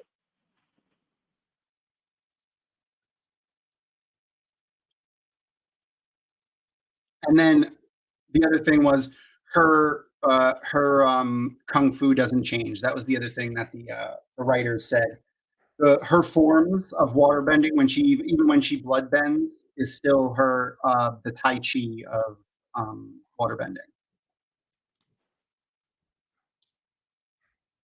Ah, she's so gangster. I love Katara.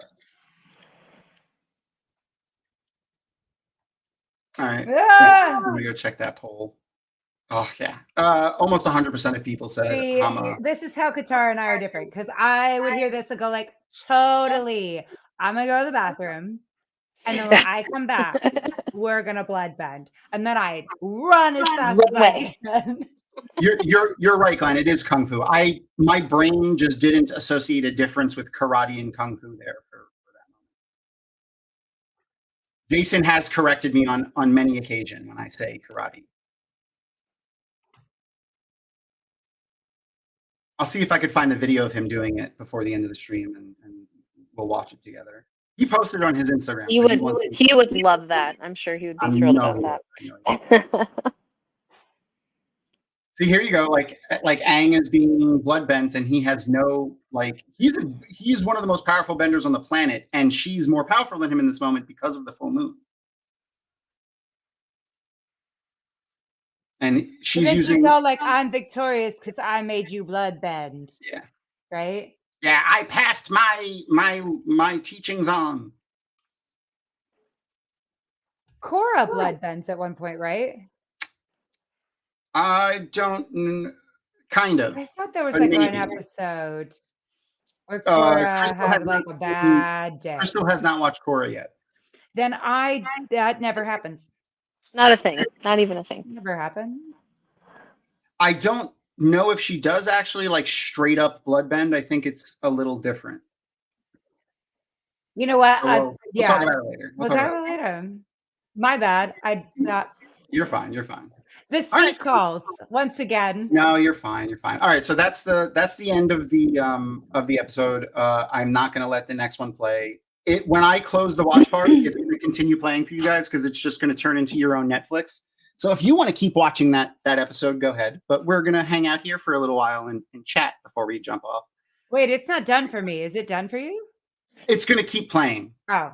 Because it's it's just watching your Netflix now. Oh, so no. My camera is... Well, but my episode wasn't over yet. Mine ended. Oh. Where are you guys in the episode? She's laughing. She's like, you're a bloodbender, and she's being... We're about 20 seconds behind. I'm not quite there yet. Okay. That's weird that we were watching the watch party and it wasn't now exactly. Yeah. Okay, now she's laughing Congratulations, Katara. You're a bloodbender. So it was off by a couple of seconds.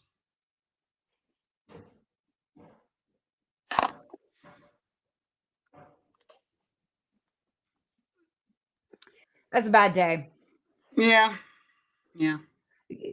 Grand, she is not. No, definitely not. Okay, now we're done. Hama is another good example of the way that Avatar does villains and why I really like it. Because like she's not like there's one straight up just evil villain with no not redeeming qualities, but understandable qualities. And that's the Fire Lord. It's both Sozin and Ozai.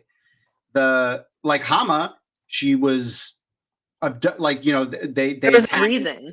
Yeah, there's a reason. There's a reason for her villain side. So, you know, you can feel for her a little bit. And I just really love the way Avatar does their villains. I'm gonna move my camera so I mean, it feels like I mean, you know, people always talk about, you know, media literacy nowadays and like the need to have like care, like where people go like, I don't like them because, you know, they did a bad thing. And it's like, well, yeah, they're morally complex people. And like sometimes people do bad things. And I love that Avatar went, you know what, we're going to showcase for kids the nuances and traumas of war. Yeah. We're really we're really gonna be like, war is nuanced, children. And props, because I mean that's a tricky thing to do when you're also writing for youth. I mean, my writing teacher always said, like, when you're writing for children, you're writing for kids who see the world beneath the doorknobs, right? Like everything is so big. And you know, to write for kids, you have to think about the world from their perspective, and then to be like, I'm going to take these very adult concepts and like topics like spirituality and, you know, ethics and you know, and just go like, all right, now we're going to write that for children. I mean, I feel like for me it's like similar to what like Suzanne Collins accomplished with the Hunger Games. Yeah, right. But like same thing for me. It's like Very she's similar. really good, and she wrote for Nickelodeon, so that makes sense. Yeah, that was like where she kind of got her start, was writing for Nickelodeon. So she, to me, also does this really well, where she's like, I'm going to take these very nuanced and difficult conversations and decide that like there's nothing that I can't talk about so that children can understand it. It's just, you know, you have to be really thoughtful about how you do it, because, you know, messages are more important than ever when it comes to youth, writing for youth. Yeah. Like what you're saying or not saying is very important. So you have to be very deliberate. But I also feel that way about comedy. There's nothing you can't talk about. It's just like, are we operating to the height of our intelligence and making sure that we're taking care of our audience? And Avatar does both of those things very, very well. Like they don't make fun of, but they use comedy and Toph and her disability often. Like in the last episode, they write Aang and Sokka write a letter pretending that it's from Toph, sending it to Katara to try to mend the relationship when they're fighting. And Katara's like, Sokka, Aang, I know Toph didn't write this. She can't write. She's blind. And then Toph says something, and they're like, wow, I can't believe we forgot she can't write. We're idiots. And like that, like there's a perfect example of including Toph and her disability in the comical moments without it being punching down at people with disabilities. Exactly. And that's so important. Like, there can be fun. I'm writing a comedy with 4 disabled characters right now. And I've thought about Avatar a lot while I'm doing it, because it scares the crap out of me, even though I am someone with disabilities. Like, it scares the crap out of me because I'm like, I want to do it right. And I want to do it well. But then I'm like, the joke is never Toph's disability. I would say not always, because so there's the one of my favorite ones actually is when they're in the desert, maybe. I don't know. They're somewhere. Toph has to hide everyone real quick because someone's coming by, and she opens up a hole in the ground. Everyone falls in the ground, and then she closes the hole over them, and it's pitch black. And Sokka goes, "Oh my God, it's pitch black. I can't see anything." And Toph's like, "Oh no, Oh no. Well, it's kind of like one of my stepdad's best friends since they were kids was born blind, right? Okay. And what he's so funny. I mean, this is the thing is like what I appreciate is people with disabilities often in Hollywood never get to be funny. It's like something to pity or Yeah. something that's never gets acknowledged. And there's like one kind of disability in Hollywood. It's like you're paralyzed or you're blind. And there's like no in between. And there's no like, oh, you know, some people in wheelchairs can walk a bit. Actually, most of them can walk a little or at least stand or have some level of mobility. But like we never talk about that. And then but I was talking to one day, we were talking about contentment and what whether that's happiness or not. And I was like, oh, have you ever seen those posters though that like depict the different emotions? And he was like, Allie, I've never seen anything in my life. See, that's the shit and it's like, yeah, it's, you know, I mean, Gus and I have like, I was like, when I started feeling like I was really healing from my chronic, like from the fact that I was diagnosed with chronic stuff, was when we started making jokes about it. Like I'd be like, I'm chronically ill, but chronically chill. Or I'd be like, we have the chronic and then we dab really badly. So yeah, I mean, I think it's like one of those things where it's like you cope and sometimes stuff is funny. One of my favorite creators on TikTok is a blind man whose spouse plays pranks on them. And wonderful. It's so great. I mean, it's so lighthearted. Like it's never a mean prank. And you could tell he's like delighted by it. But he talks about that at one point. He was like, yeah, you know, like don't just do that to any blind person, obviously. Like know them. temperature check, like know them well and know if they'd be cool with it. But he was like, but for me, you know, he's got a degenerative eye issue. And he's like, I am going progressively more blind. And that can be really heavy sometimes. And you're kind of like, am I, you know, a burden on this person or whatever? And he was like, and then he started doing pranks. And it was like this way that like my blindness could be delightful. Yeah. And it was like very empowering in a way. So like and it's never at his expense. It's like, they'll go out to the grocery store and the husband will be wearing a hot dog costume and see how long it takes for him to notice. You know what I mean? It's like, it's cute stuff. That's more humiliating for the husband than it is for him. But anyway, I recommend them. They're really cute. What's their names? I don't remember. Look at me. This is life with fibromyalgia and ADHD. I don't have a memory, but me too. If you look up blind man TikTok, he will be like the first one that comes up. I'm the same way. I remember weird random nonsense, like someone's character name from a movie that I watched 10 years ago. But like remembering the name of something I watched yesterday, that's what Aaron does for me. I don't know if Gus is also your memory bank. Yeah. Yes, I literally call him my memory bank. He walks around his purpose. I like to a point where I'm like, how could you not remember? And he's like, you don't remember anything. Yes, but that is given. We know this. Yes, I was like, in the vows, like this is your job. Your function in this relationship is to remember. If you do not remember, then neither of us remembers. Yeah. So Also, fun fact: there's 3 people with disabilities in Avatar that we see, and the other good thing that Avatar does about characters with disabilities is they don't make the entire arc of their story about their disabilities at all.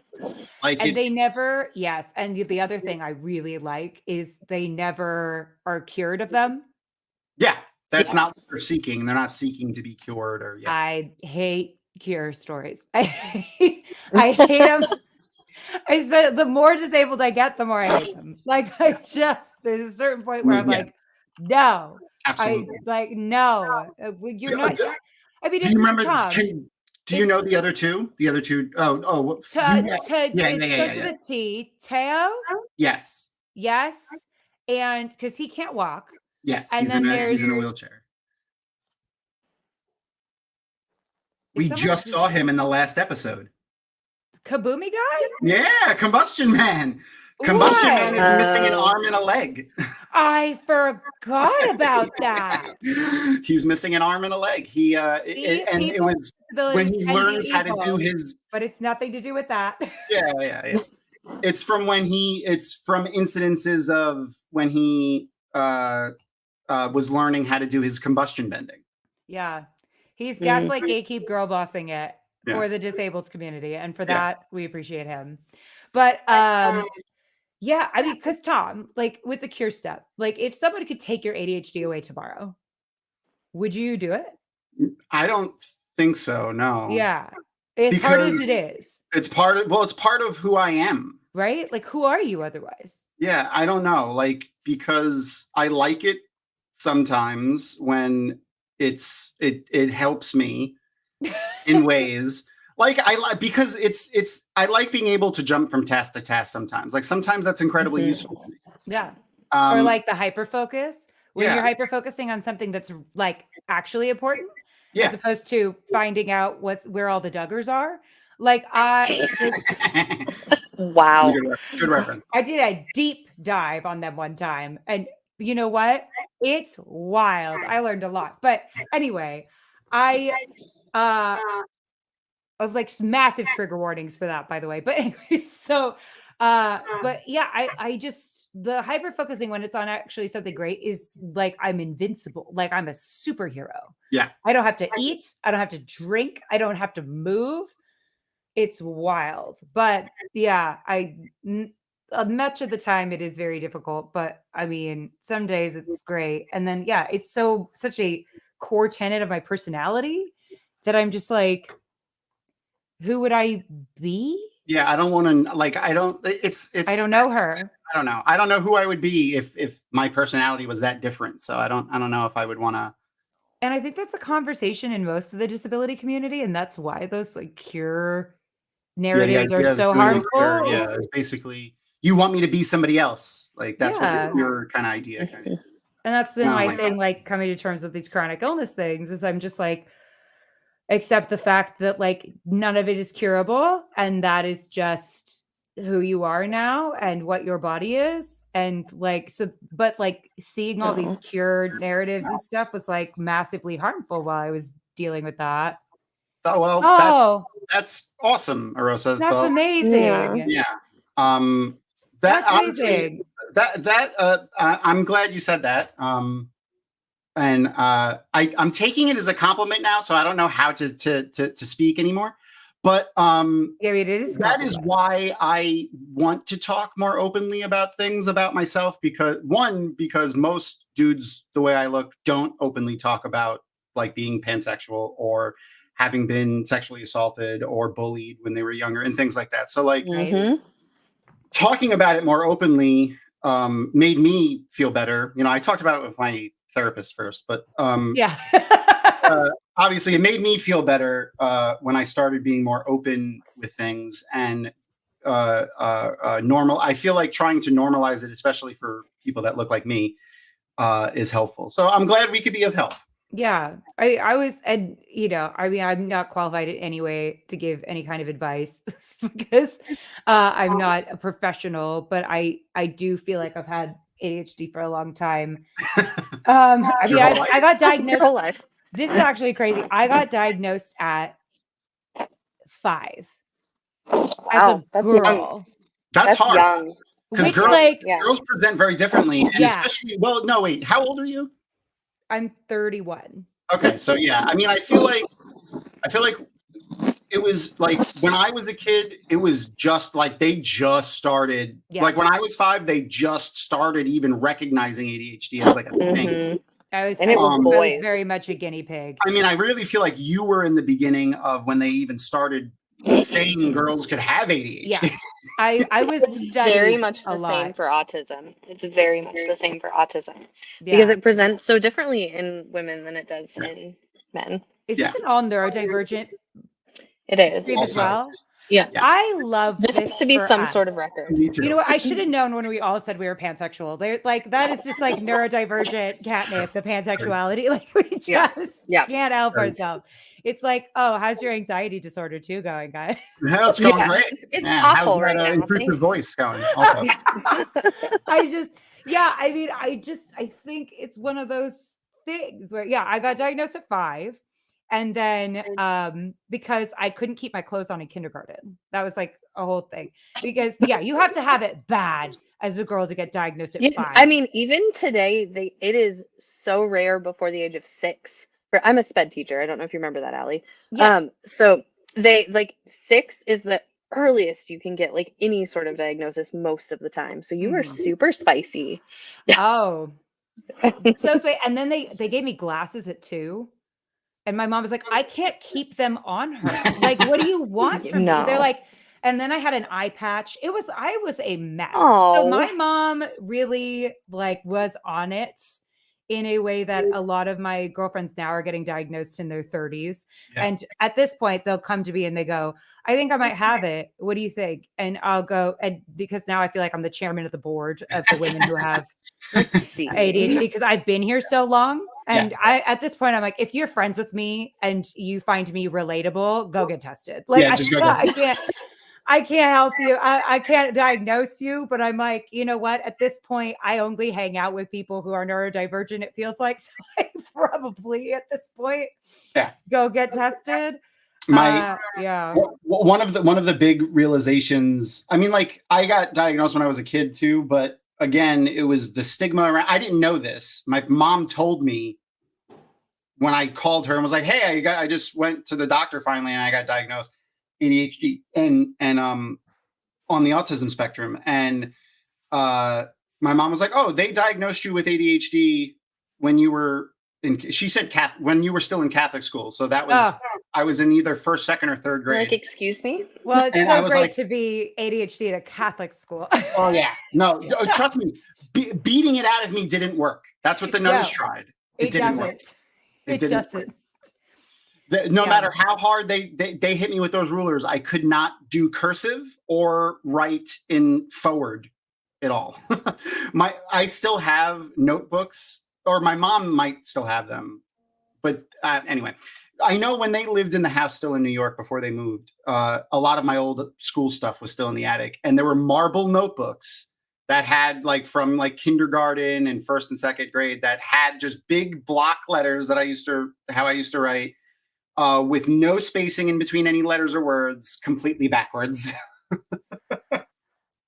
That is so neurospicy of you. Yes. Yes. Yeah. They had my old, like my file, and like the tester was like, had like me doing all of those games and things to try to see. I was also motor skill delayed too. Like I was just a mess. Like I continue to be, but was a mess. Yeah. And there's like notes that are like, you know, she's doing the test, whatever. She stopped doing the test. She's come over to ask me what I'm writing.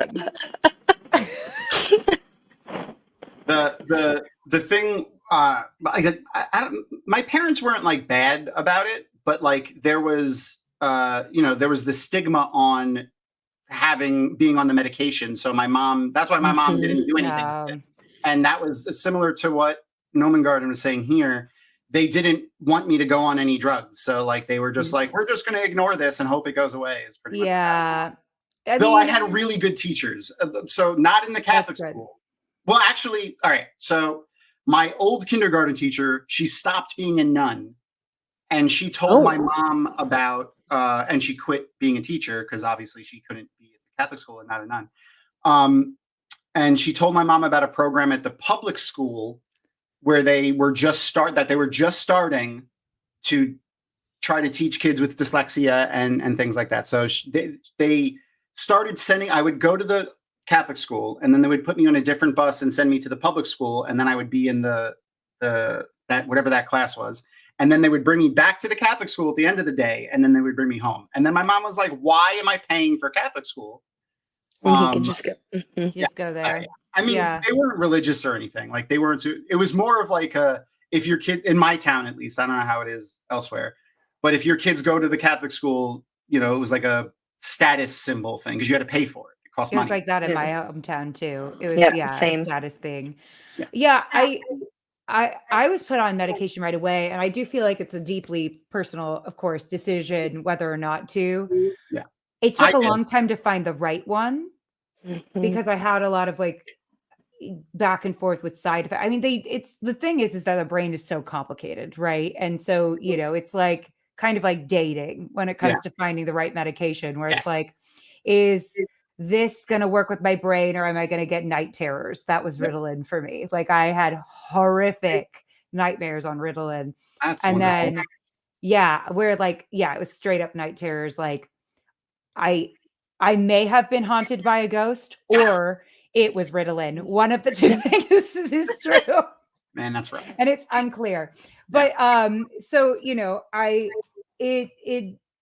it's tough because it's like, it took a long time to find the right thing. And then I was on the right dose, and then my heart started acting weird because I was on, a high amphetamine, and I fail every drug test that I've ever taken because of course I do.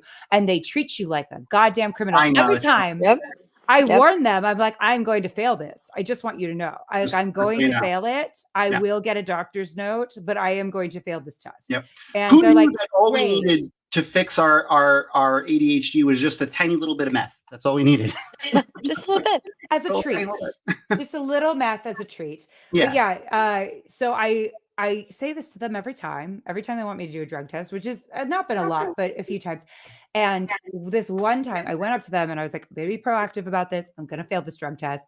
It is all doctor prescribed, I promise. And they're like, okay, cool. Proceeded to forget I ever said that. I failed the drug test. They pull me into the conference room with a security guard. Oh, God. Oh my God. Lock the door and inform me that I have failed my drug test. And I was like, I know. I told you. Told you I was going to fail this drug test. And then all of a sudden the mood immediately relaxed. And they're like, oh, misunderstanding. And I was like, misunderstanding? Like there's a security guard in here. You locked the door. I got a little worried for a second. So it was a so lot.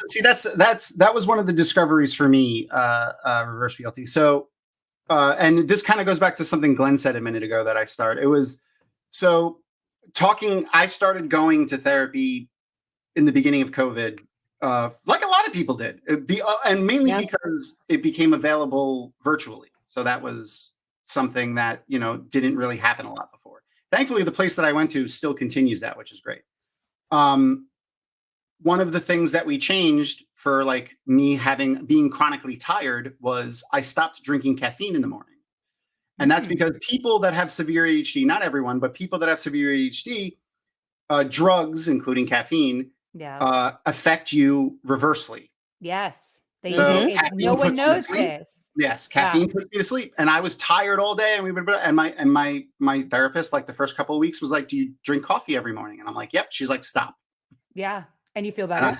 And I like if I drink, like I drank coffee every day, 3 cups a day, probably when I was working. I couldn't fall asleep when I was on a construction site on a crane, but I would be miserable and just tired all day, and that lasted for years. And I stopped drinking coffee and I fall to sleep way less like throughout the day. And if I have a cup of coffee now, since I drink it so infrequently, I will immediately go to bed almost. I'll just go to sleep. I can't have, because I of course am on medication. I cannot have coffee because I calm down a lot. I've never been more productive in my life than on amphetamines and coffee. Oh my God. I get so much work done. It's amazing. Like, I'm like a superhero. But then I have a mental breakdown at 5 o'clock. Yeah. Like you do crash. Mental breakdown. Yeah. Like you wouldn't believe. Yeah. And I also feel like my soul is ascending from my body. like it actually feels like my soul is going to heaven. And then I've several times looked at Gus and been like, if this is real, I just want you to know that like loving you has been such a privilege. And it's like, do we have to go through this every day? And he was like, maybe no coffee.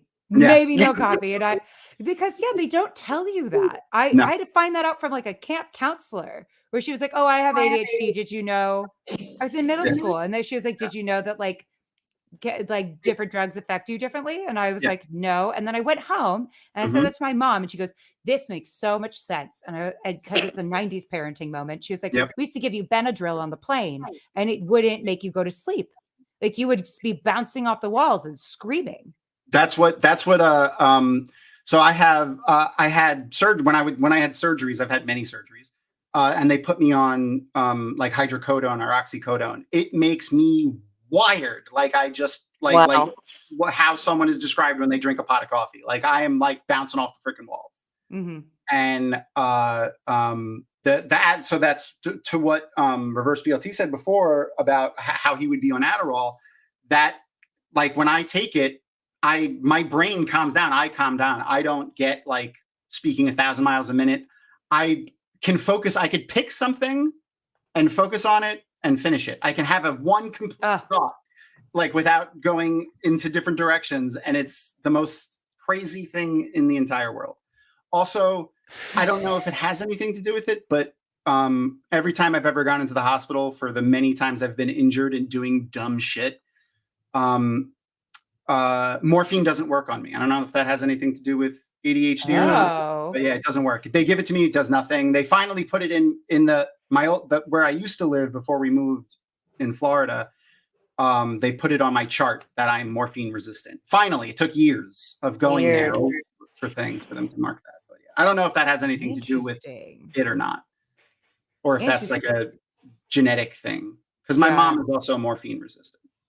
Oh, interesting. I'm a lot like my mom though, and things, which I'm so very, very happy about. Yeah, it's always like who's the neurodivergent person in your family other than you? But my dad is definitely ADHD 1,000%. Like, it's my mom. It's my mom. Yeah, my mom is too, but my dad is 100% also ADHD. Like if you leave him alone for 2 minutes, he will just start moving things around and cleaning up or making little towers out of whatever nonsense is sitting on the table. Like that's my dad. He's 60. He's almost 70 years old. He still does that. Yeah, my mom hasn't sat through an entire movie since probably the 90s. Like I've never seen it. She can't. Like I love her, and her brother is diagnosed ADHD. She's not, but I'm positive. You have it. Yeah. I'm like Ma. I'm like looking in a mirror for you. So. Yeah. But yeah, her brother is diagnosed ADHD and we're very similar. And then her sister has fibromyalgia. So like we're just keeping it in the fam. Yeah, neurological things are fun too. We're just But a lot of people with ADHD have other things too, which I learned recently. Like a lot of the time they say it's never just ADHD. So then now my question is when people are like, oh, I'm ADHD, I'm like, what else do you have? What else do you have? Yeah. Because it's like Ehlers-Danlos syndrome, which I have, tends to have a weird overlap with ADHD. Fibromyalgia has like a weird overlap with Ehlers-Danlos syndrome, which has a weird overlap with ADHD. POTS is in there, MS is in there, which my uncle who has ADHD has. Like it's a wild because we know like nothing about the brain or the central nervous system. We really don't really know much about it. Which makes me worried about. I don't know if you guys have seen. I follow a lot of I have a lot of notification things for like weird science stuff. I like science. Yeah. Okay. I want these. Have you seen the brain organoids that they've created? No. Okay. Sure. So if you just Google brain organoid, you'll find it. Brain organoid. It's basically they're making human brain tissue out of stem cells, and it develops. All of them for some reason develop eyes. They don't know why. Which they gain sensory information from. And they also have some sort of sentience. They've been able to train them on like Pong, like a computer chip with Pong. What? They learn faster than AI does. They learn as fast as a human brain would, which is faster than AI still. It's faster than computers. Creepy. But also and they also... They attached it to a decapitated mouse, and it regrew and attached to the mouse's nervous system and turned it back on. Oh my God! They bred mice with neural degenerative illnesses, like injury, like degeneration to the brain, and then put the brain organoid with the correct stem cells into that area of the mouse's brain, and it turned into that area of the brain. What? Yeah. So it's crazy.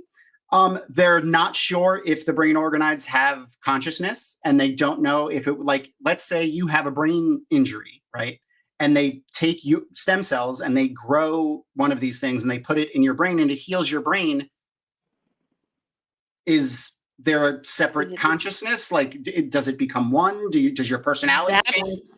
There's a lot of unanswered questions with it. Because you hear about all those things that happen, like where people will like get in an accident and then they'll start speaking a language they've never learned. Yes. Oh, look, this is neurodivergent. Oh, Rosa, your kid's gonna be fine. Look out.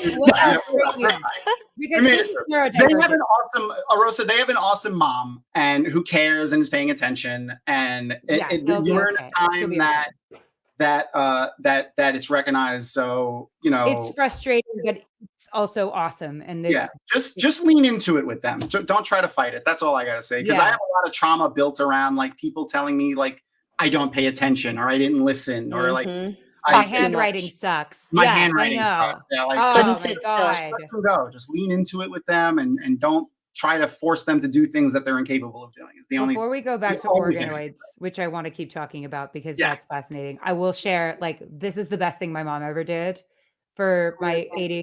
Like one of her best moments as a parent was so I had a third grade teacher who was great. She was really great, except she really did not get the neurodivergent thing. Like she was really great other than the fact that like she did not really understand that. And my mom was always really a champion for that. She was like reading every book. She was really invested in that because she was like, you're smart, you're just different, which was great. And my mom told me as like a motivator for the school year, because this is what really works with kids with ADHD, that I could get my ears pierced if I got like all A's on my report card. And I was like, hell yeah, let's go. But I could not, I had the worst handwriting in the world.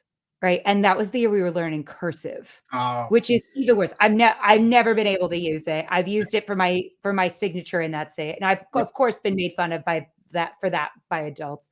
Yeah. But I can't write in cursive. But so I tried really hard. I ended up getting all A's and then a C in handwriting. Even though my mom kept going in and being like, it's telling her to pay attention better and stuff like that. It's like telling a deaf kid to listen better. Yeah. Like it just doesn't, it's cruel. It gets cruel to do that to a kid because then they think it's like their fault and it's really not. I promise you they will internalize it and then develop problems. Is it a wonder that like so many of us are in therapy and have anxiety? No, because like adults bully neurodivergent kids. They do. Yep. From like all the time. Day one. And they show that like by the time you're in, I think it's kindergarten, you as a neurodivergent kid get corrected like a wild amount more times than a neurotypical child. So you develop so much anxiety around your behavior and masking and all this shit, especially I was going to say, it is why masking is so prevalent. It is awful. Eye-opening. I do these like time on task observations where you compare, like you're going in and you're looking at the kid and you're comparing them to a typically developing peer. And I always take note of how often the teacher's like, hey, little Jimmy, hey, compared to the other kids. And it's mind-blowing. I say that my kids walk around with a target. They walk around with a target on their back because of, their piece of paper. And when you're a little girl and you can't sit still, they hate you. Yeah. They hate you on sight. And so I got all A's except for a C in handwriting. And my mom took a Sharpie and changed it to an A and I got my ears pierced. Aww. And it was like the best. Yeah, that was one of her best parenting moments. She was just like, you know what? To me, that C is an A because you tried. You tried your best. And it's so unfair that the adult in your life did not understand that education is about effort, not about like ability. Yeah. I mean, the entire education system in the U.S. is built around just like bullshit, and it's not good anyway. Like, we should be building around how well you learn something, and not, just being able to repeat answers to things over and over again. But that's a panel for a different time. But organoids, I want to go back to the brain stuff because, like, are you trying to end this? Is that what's happening? Well, okay, because sometimes I can be so bad. We do have the questions. We'll put it this way. Oh, so yes. we've been doing an interview at the end of every stream. Oh yeah. Yeah. So we do. I don't know. Did you ever watch? It might be too old for you. Did you ever watch Inside the Actors Studio with James Lipton? Yes. Okay. Yes. So that was one of my favorite shows when I was a little kid, and I used to watch it religiously, like, because I didn't sleep, which is another thing that ADHD people often have. We don't do that ever. Yeah.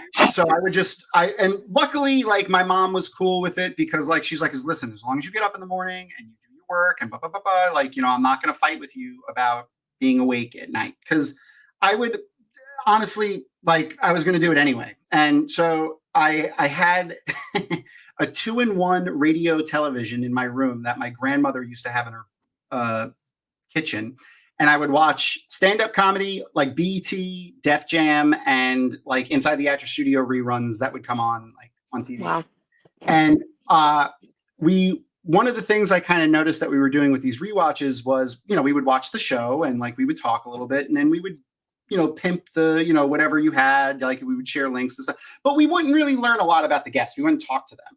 So I thought it would be fun if we did, like, a similar thing to where at the end of the Inside the Actors Studios episodes where he would ask those 10 questions. Yeah. Okay. But we made up our own version of them. I love it. I saw the questions. Yes. I will do my best to answer them. You can answer whatever way you answer them is the right way because because it's you. Yeah. Well, this is a very safe space, this stream, because I'm like, I not only am I with are we three pansexuals, but we're three neurodivergent pansexuals. Yeah. So I feel like I've really found my people as a 30-something-year-old adult. I mean, it's better late or whatever time than never. So here we are. I mean, yeah, it's fun when you're an adult because you get to choose who you hang around. You know what I mean? Yeah. Yeah. My chosen family is outnumbers my blood relatives on my family wall downstairs.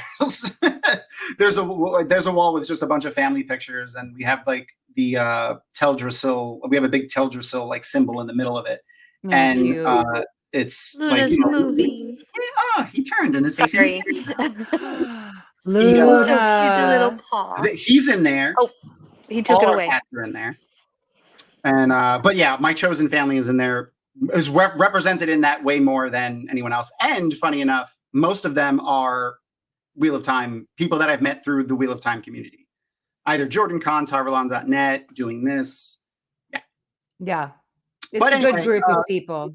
The Jordan Kahn group. Before we jump into the interview and then end the stream, only because, I mean, like, I could stay up and talk all night, but some of them have to go. So, it's 11 o'clock, but Eastern. We talked in the beginning of the stream. We talked about a little bit about Knife of Dreams. Mm-hmm. So I had a question that I wanted to ask for you. Yeah. I disagree with you vehemently. One of there's two really cool points for me in Knife of Dreams. Like I'm like, the end of the book is usually the climax for and this book has one at the end. Mm-hmm. But actually, like, toward the beginning of the book for me is one of the more interesting parts, and it's the Lord Algarin's manor when the Trollocs attack and Lews Therin takes control of the One Power from Rand. Oh yeah. So specifically the part right before that, at the end of the chapter, Loyal runs through the house screaming, "Up axes! The Trollocs are here!" So shout it like that again. It happened when I said it before. It's happening now. I got goosebumps just thinking about it. I could hear Michael Kramer screaming, "Up axes! The Trollocs are here!" So it was just It's a great scene. And then just what did you think of Death Gates, really? Because, like, you just read it, well, just like, in the last few months for the first time. Just what was your, Lews Therin has been trying to wrench control from Rand of the One Power every single time he embraces it now for many books. and now he's got it, and he does some awesome shit for a while. Yeah, I mean, so what did I think about that moment, or what did I think about Knife of Dreams in general? Just that moment, and then Knife of Dreams in general. I mean, because here's the thing. People have been gaslighting me while I'm reading this that the slog does not exist. I am here to inform you definitively, as someone who has just finished, it exists. Crystal.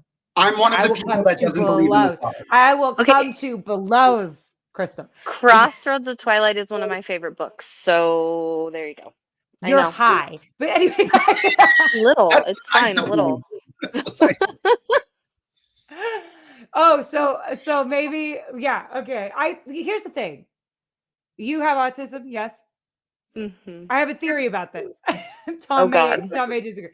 I think it depends on what you're reading the books for, and I think it can be divided by your brand of neurospicy. I think if you are autistic, you're there for the details, right? Yeah. You're there for absolutely. the world building and I am here for the fights. I am here for the explosions. I have ADHD. Yeah. I cannot listen to more dress detail. I cannot do back to back look at the sky over and over and over again. The pattern needs to break for me somewhere. My brain was exploding. So I was in desperate need of dopamine, like death. I was starving. I think also, in fairness to Crossroads of Twilight, I don't think books are meant to be read 2 chapters a week. Did you give me wine? Who? Aww. I love him. He's cooking for me. He got me wine. I love him too. Stream. I do nothing in this man. He is pretty amazing. He is. I feel like such a shithead because I brag about him all the time, but like I just really like him. Anyway, so what was I talking about? Crossroads of Twilight. You were redeeming. I was dying for dopamine. Also, you're not meant to read a book 2 chapters a week. It's just too slow. Yeah. It's not fair to the book. And so I was dying. Then all of a sudden, Nynaeve comes in and is like, the Golden Crane rides for Thom and Gaiden. Yes. And then Egwena's like, I don't care how much you beat the shit out of me. I am turning the tower against you. And then Death Gates. And then this. And then that. And then Elaine wins the throne. And Perrin gets his wife back. And I was like, Robert found the Vivants. Like, Robert remembered he was writing a book instead of a history. And I was like, he's here. We did it. Like, things are happening. And I was so excited. And so, but I also have been dreading the day because I was like, Luce Theron's going to take over this boy's mind eventually. Like, this is Chekhov's brain buddy, right? So this is going to happen. And it is going to go the way of Kalendor. It's going to be a disaster. This is going to be terrible. Like, no one's going to be happy. And I feel like I was kind of right about that. Because, I mean, he teaches. The part that I liked that was cool was that he kind of teaches accidentally all of the Ashaman and Logain there all of the things that he does. Mm-hmm. Like, he starts with arrows of fire, and then all of the other Ashaman start doing it to a way lesser degree, and then Death Gates, and then some of them start doing it, and like. So that's the only good thing, I guess, that came out. It's nice that we can learn magic from each other. He was very close to, I'm going to annihilate everybody here. Yeah. Which was a problem. Yeah. That was an objective issue. When he got rid of the Shadow Spawn, he was like, I have to kill myself again. Like, I have to make sure I have to kill myself. That's what he did. That was immediately tried to kill himself again, which is the other part that I laugh at when I read it, because Logain was immediately like, dude, I get it. You're stronger than me. You could stop taking the power, like, because he started just pulling the one power into himself to try to kill himself again, which is how he killed himself and made Dragonmount in the first place. Mm-hmm. And Logain's like, dude, relax. Like, I get it. You're stronger than I am. And he's only able to talk Luce Theron down by promising him that they will die soon at the last battle. So that was a really poignant moment for the two. And I have a theory about that. Do you know my theory about that? I don't know always. And before you tell us your theory, I want to remind chat that No spoilers past 9. Oh. Well, because Rand is Jesus. We know this, right? Like he's the Jesus dragon. And so Jesus, Buddha. Jesus, we like, what does Odin. Jesus I do? know. Yeah, it's a Harry There's a lot Potter, Trans Lives Matter. Yeah. But like, you know, the Aslan of it all. And so I'm like, what do the Jesuses do in the story? They die and then they come back. And I was like, but I don't love that trope pretty much ever. Just because to me it's always like they kind of have to like hand wave it away. Yeah. Like magic, it's a special magic, you know, whatever. You know, mom loved you so much, whatever. The tear, you know, the tears or true love's kiss or yeah, blah, or blah, yeah. deep magic from the dawn of time, you know, whatever it is. And I'm always like, okay. We did see it once kind of already with Matt, but that was the Odin amalgam, which when he got hung from the tree. So, yeah, but for me, I was like, well, that was just like we magic defibrillated him, right? Yeah, like I mean, like that was kind of what happened. He was on the cusp. Yes, I got many cats. I got 2 cats and a dog. Oh, the other one went away. And whenever he hears me on a stream, he wants to make his presence known. But so I thought, I was like, oh, how could they do this for me in a way that would like feel different and exciting? And so I've been kind of looking for it because I was like, what's going to be the explanation for why he comes back? Because I'm like, there's no way he just dies and then dies forever. Like, I just don't believe it because he's Jesus and that's what Jesus does. He comes back. So I was like, how are they going to do this in a way that satisfies? And then he crosses the streams of the Balefire with Moradin. Yeah. Well, Moradin and Ishmoradin. But so in the in Shadow Logoth. And I was like, oh, and now I think there's like a little bit of Moradin in his head and maybe a little bit of Rand in Moradin's. It's getting crowded in there.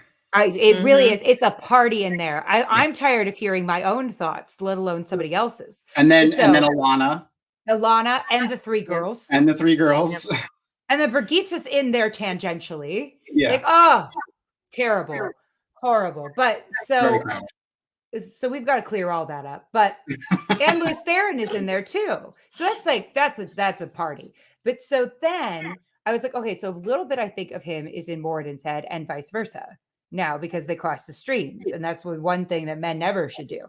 And so then Ghostbusters taught me anything. If Ghostbusters has taught me anything, you never cross the stream. So then I was like, okay, so Luce Theron has done this like taking over of Rand's mind on occasion, right? And also the thing that bothered me was like, I was like, why is Moradin hot? Moradin's canonically hot.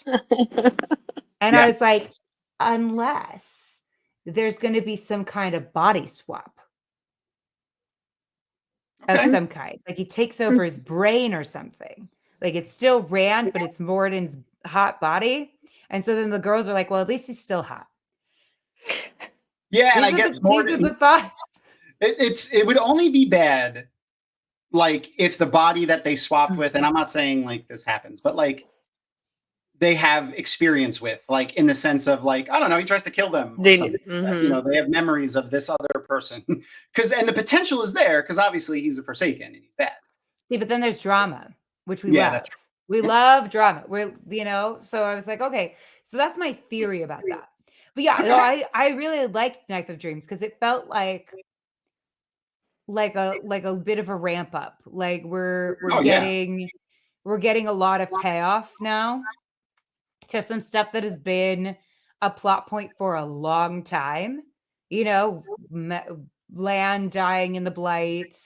Oh God.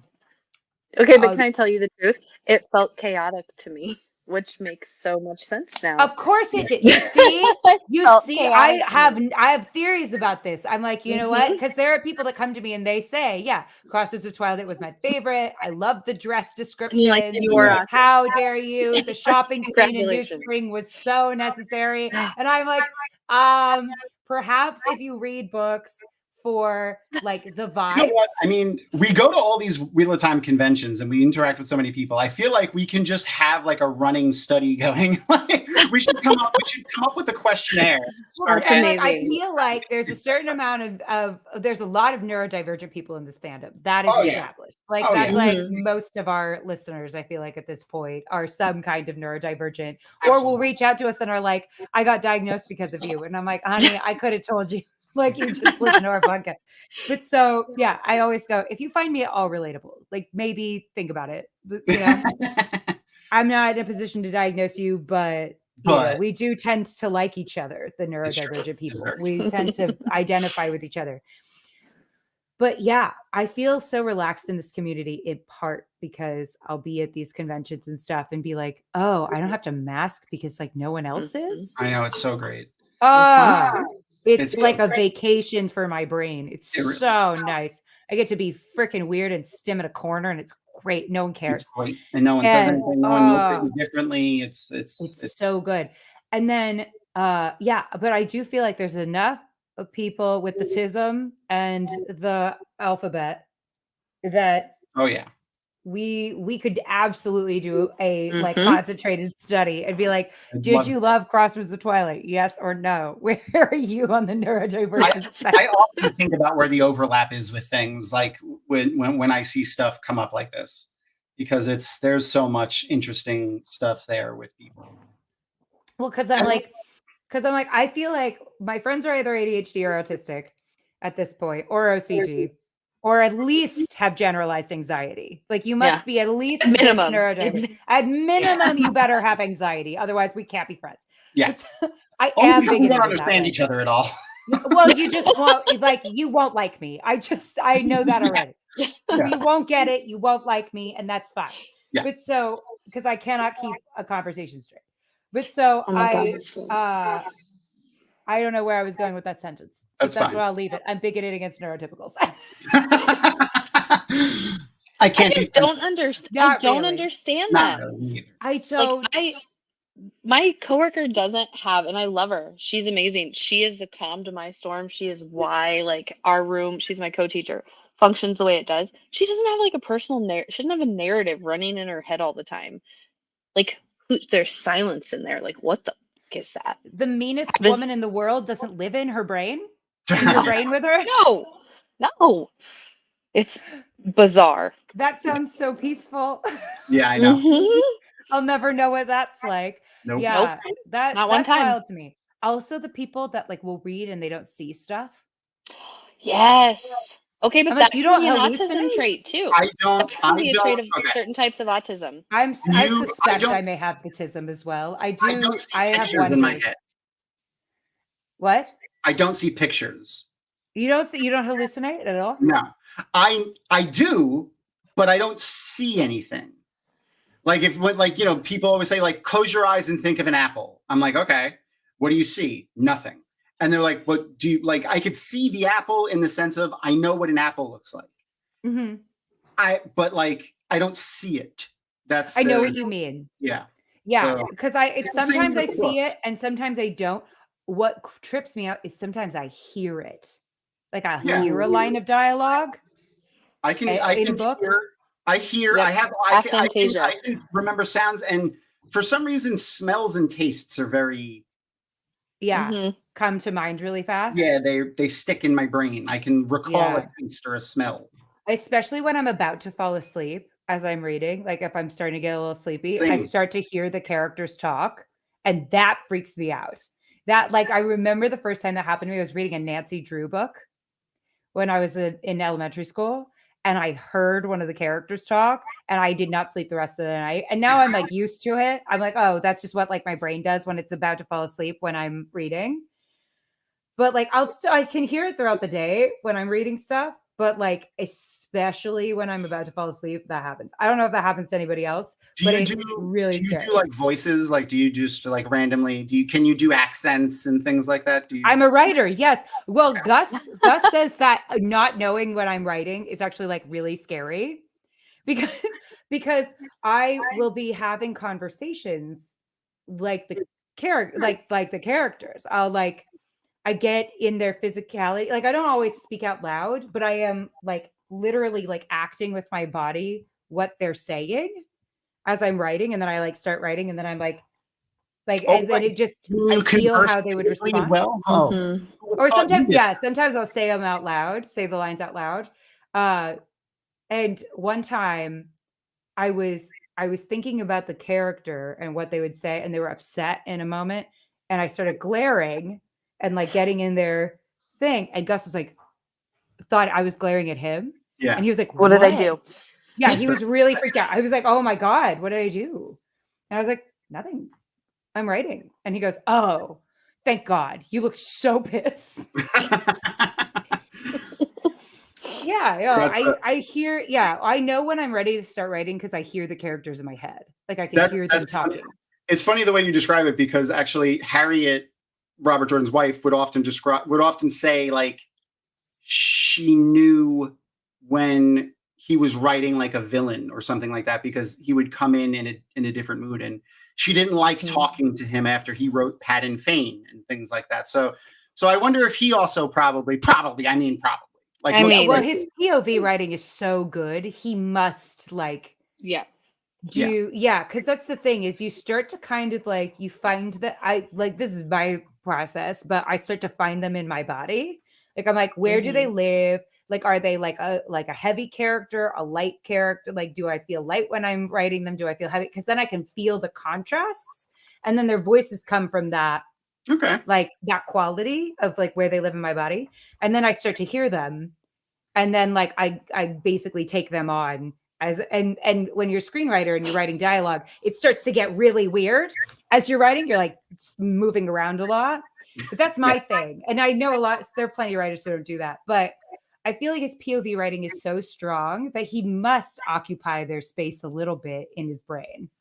I just feel like that's possible. He was also a nuclear engineer, and I feel like most engineers, and especially engineers to that degree, are neurospicy in some way. I don't think I've ever. I'm not here to diagnose James Oliver Rigney. Yeah, but the amount of research and detail that man did, I was like, about that does not focus. Yeah, I was like, that does not feel like a typical experience. No. All right. So speaking of focus, I want to. Who is she? I know, right? We'll get into the interview portion of our extravaganza now.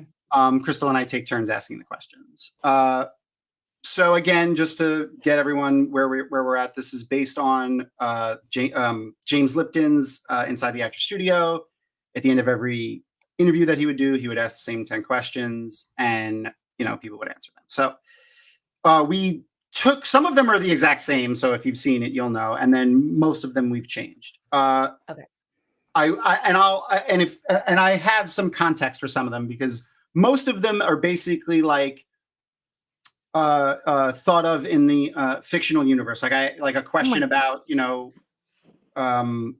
this or that. It would be, but from fiction, not who would you choose in the real world. Okay. All right.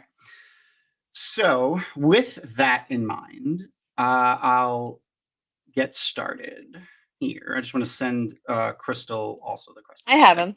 Oh, you do? Okay. All right, cool. All right. Because then we can, go back and forth and ask the same ones. Anyway, all right. So this one's just, the first 4 or 5 or so are just for you, or just about you. Okay. What is your favorite word?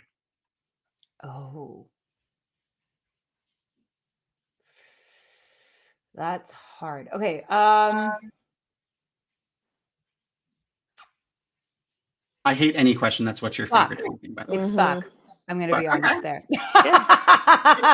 In terms of what I say the most often, the most regular, fuck. Yeah, absolutely. Me too. Oh, it's my favorite word. Awful. It's so awful. Perfect. It is, and it's so many different ways. Teacher and but my son is 100% gonna get in trouble at school. The other day, he's 2.5. We wouldn't turn the light on, and he goes, "Turn the fucking light on!" And I was just like, "Oh my God!" And he used it in the right way. Yep. Yep. I've never said "turn the fucking light on" in my life, but he knows that is how you use that word. It's a good word. My mom's given up on me. Well, I spent a lot of my early career working in a comedy club, and I mean, you just Yeah. you're not professional there. Growing up, I watched George Carlin with my mom. Yeah. Oh yeah. It's the That best was very word. much an 80s thing. It's Yeah. such a good word. It Yeah. just My parents kind of had a rule: much. if it was funny, I didn't get in trouble. That's pretty much what it was. I love It was that. more my mom. If my mom laughed, I wouldn't get in trouble. I feel like I'll be like, not at school, not in front of your grandparents. Yep. And Oh that's- yeah. Yep. I mean, that was just obvious. I would never curse in front of my grandparents unless I have funny stories about that. But that's again a panel for another. Gus's parents, it'd be fine. My parents, well, my father would think it was hilarious, but my mother would not. And they are divorced for a reason. And so That's fair. they're very divergent personalities. I was not really screwed up by their divorce. They divorced when I was 4, but like when I was like, why did they get divorced? Then I was like, that's why. I mean, they're just, I don't even know how they got married in the first place. They had to make you and grace us all. Well, I am the reason they got married. Yeah. Okay. All right. So I'm in ready. that same Okay. What? Sorry, my earbuds died. What's your Okay. least favorite word?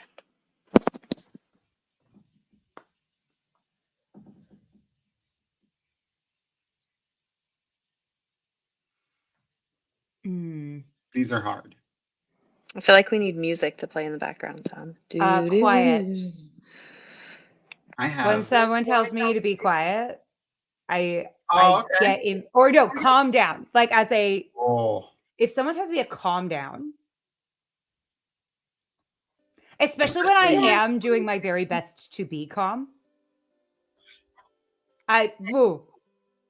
One time this woman was like, it said, "Ma'am, calm down" to me, because I had been trying to be calm to her, but they had like screwed up our flights more than once.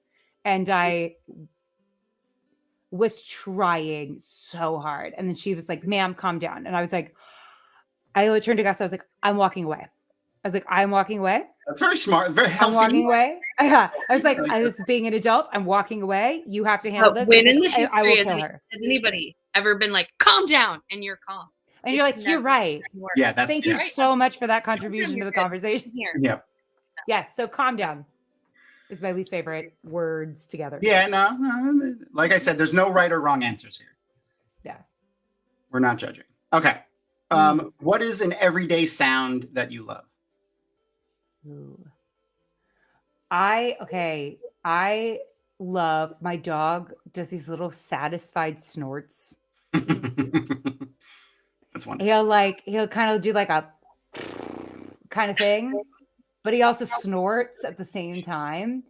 And it makes me so happy. That's fantastic. Like when you see a rescue dog start to become bougie, it's really one of the greatest things you've ever seen in your life. Like when they start to be like, I won't eat my food until there's cheese on top, just a little.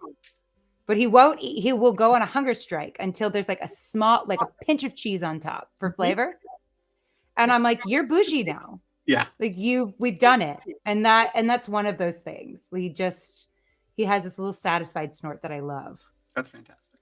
That's adorable. My cat would only drink out of a water glass. Like it had to be a glass of water. She would no longer drink out of bowls. Minnie does that. And then we got her because we're dinks and we have 3 cats. Yes, we got her a fountain and now she's happy. Hated it. She hated it. Really? She was absolutely not about it. It had to be a glass and it had to be up on a surface. So actually I learned this from our vet and also research. Cats don't have a drive to drink water, and it's like a genetic thing with them. And it's built because for survival purposes, standing water is bad. Yes. So a lot of cats won't drink standing water unless they are very, very, very thirsty. Yep. Running water, good, because usually clean. So yeah, that's why a lot of cats prefer fountains. Not all, but a lot. So we got her a fountain, and she likes that. They like the fountain, which is good because she had some issues before that have now since been taken care of. But yeah, Same. so we're trying to have that not happen again. We have 2 in our house. You have 2 cats with Fountain. you have 2 fountains. 3 cats. Our house isn't that big, so I feel like but maybe. But yeah, you have 3 cats though, so you definitely need 2 fountains. Yeah, because that's There's many also cats. 2 floors, so we put one downstairs and one upstairs. Yeah, ours is a 1 floor, so it feels like excessive to have more than one. But at the same time, I don't know. We've talked about it. It's ongoing. We're so obsessed with them, with all of our animals. We talk about them nonstop. Like it's really our whole personalities are 3 animals. Yeah. So if I showed you my camera roll, it's 90% pictures of my cats and then Disney, and that's pretty much it. I haven't taken a picture with Gus in like a year and a half. Like Erin and I only really take pictures together when we go to Disney and we go to the PhotoPass people, or when we are at events and people take pictures of us. That's right. You do live in LA. No. Florida. Oh, Jesus Christ. Somebody at Dragon Mount lives in LA though, right? And No? Jason does. Jason does. Okay. Yeah, well, that's he what I lives was just north of it, but yeah. Yes, because we live near Disneyland. Yeah. I've never been to Disney World because I grew up in California, because it's like, why would we go to Florida when we have Disneyland right here? Well, we will talk about that because it is. I've been to both now. I've never done and it's Epcot. leaps and bounds better Florida, but only because it's bigger. There's Really? we have more space. I get it, but it's still better. I've heard good things about Epcot. If you ever have the opportunity, Erin and I will be your tour guides. Like we love doing that. We can plan your entire trip, literally. So, Yes, we're going to Florida. yes. Anyway, Okay. All right. So, what's an everyday sound that you hate?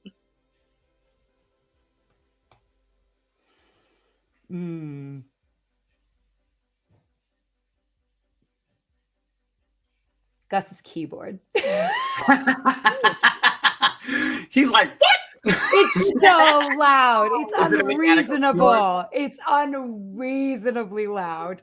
Like, there was some meme online about people working in the pandemic, right? And it was like, the wife is sitting on the couch with her MacBook Air and a cup of tea, and the husband is on the loudest keyboard in the world. And both things were true. It is so unbelievably goddamn loud. And and it's funny because he ran the keyboard by me, but it was one key. It was one. I did not know that it was going, that I didn't think about the amplification of that many keys at one time. And so it's this keyboard. Yeah. Okay. It's a mechanical keyboard, I'm guessing. Oh, yeah. Yeah. I also have one. It's my enemy. It's my enemy. That's It's my fantastic. enemy. Erin hates it too. Erin hates my keyboard. Yeah. I think it's probably fun when you're the one making the loud. That's fair. You know what I mean? Like, as an ADHD person, no I love shade at being all. loud, but I hate loud people. And Yeah. and that is what's true about me. Yeah, there you go. Yeah, it's clacky, not thwacky. Okay, yeah, I get it. And that's tough for me. All right. So these next questions are all basically where we get into like the fictional stuff. So every question, just think, is basically asking from the stance of a fictional universe. So it could be books, TV shows, video games, mythology, whatever you want it to be. Just, we're not asking like, for instance, the first question is who would make the best partner or spouse. We're not asking who do you want to marry other than your husband. It's more, like That's what I'm hearing. No. yeah. But anyway, who do you think would make the best partner or spouse? It doesn't have to be specifically for you, but it could be how you want to take the question. Okay. I'm playing Baldur's Gate. I already love where this is going. Okay. Have I told you what happened? Okay, I'll tell you the story in a minute. Okay. So I'm playing Baldur's Gate, and every single one of those people I'm obsessed with. Oh, yeah. I'm romancing Gale right now, who I do feel like is Gus, but in video game form. Because it was okay. Here's what happened. My answer is Gale and or Karlach. Yes. Okay. Now here's the thing. Because I like women like Karlak and I like men like Gale. Okay. Right? That's my thing. I love like a nerdy boy who like says big words, and I like a tomboy gal who will build my bookshelf for me. You know, like those. Really, I want a guy who people who will like say big words but also build bookshelves. Like that is for some reason my Venn diagram. So I went into Baldur's Gate. Gus and I have been together 11 years. It's a very long time. Our entire adult lives, we have been together. And so I went into Baldur's Gate intending very much to live my, and believe me, I have watched Jenny's Baldur's Gate streams. Don't worry. I have watched. Don't worry. But I was going in intending to live my pansexual fantasy because I'm like every single person in those books in that Just for reviews, I have pictures of them, by the way. Everyone's hot. Everyone's hot. Look at her. Look at her. She could break me over her knee. And look at my handsome boy. Look at my sweet cinnamon roll. I love him so much. I am in love with that boy. I have feelings. Okay, but so I started out. Lae'zel liked the cut of my jib. Understandable. Yeah. So I follow. So I'm like, all right, Gale, Lae'zel and I are gonna hook up. And then Gale compared me to his cat, and I caught feelings after Lae'zel and I hooked up. And I was like, shoot, well, Lae'zel's kind of racist. And that's a problem for me. Yeah. That is a deal breaker. And so I wasn't quite sure about how I felt about her anyway. And then I was like, oh, now I feel feelings. I don't want to lead her on. Bear in mind, these are pixels, but this is how my social anxiety is. And I was like, I don't want to lead her on and be a bad person. And so I need to break up with her. And I need to be like, thank you for the lovely evening, but I don't think we're compatible. I was shaking as I'm like trying to click on the right things to say. None of the things that I had to say were the right thing that I would have said, but I had to go with my gut. She was very hurt by this. I was very upset. I was very upset. Gus sees me. I'm like tearing up. I'm like, I really hurt her. And he's like, she is not real. Fast forward. The Baldur's Gate cast has been very involved with the promotion of the show, as you know. And so I get a package at the door. Oh, I saw this TikTok. You saw this TikTok? Or video. There's a video of you opening this. Where did he post this? I don't know. I was very upset. But I was very upset because Gus got the woman who plays Lae'zel to send me a signed photo that says, Gale, really disappointing. Oh, and that is the shit. Fantastic. Because everyone is like, Gus is so nice. And I'm like, you know what? Gus is so nice. He's also shady as fuck. He is put in the best way. He's shady as fuck. You know, it was so funny. It was like the greatest thing he's ever done. Yeah. And I tell the story every opportunity I can because it is so funny. I was screaming because also the woman who plays Lae'zel is so hot. Like I just no. There's a video. She told us at JordanCon, but there is a video. I watched. Oh, Gus must have shown you the video. Gus might have shown me the video. He just never posted it anywhere. Okay, that's what it was. Because the angle of it, you could see our neighbor's house. And Gus is very paranoid. Gus, I remember seeing the video. Yes, it's a great video. But yes, so that's what he did to me. And so, but anyway, I basically was like, I'm going to live my pansexual fantasy. And I did the like quintessential bisexual move, which is fall in love with the golden retriever gamer boy in the game. Yeah. But I think he would treat me so nice. Yes. And I do think you should be the kind of man that a woman would give up every woman for. That's fair. That makes sense. There are some of them in that game. Can you romance everyone? Gale's monogamous. Lae'zel doesn't care. Some of the characters care. Karlak doesn't care. Gale's romance scene? I didn't. Oh yeah, no, it was great. Lae'zel was my first one too, and then Astarion. I didn't see the Lae'zel one coming. I didn't realize I had clicked that they could be nude.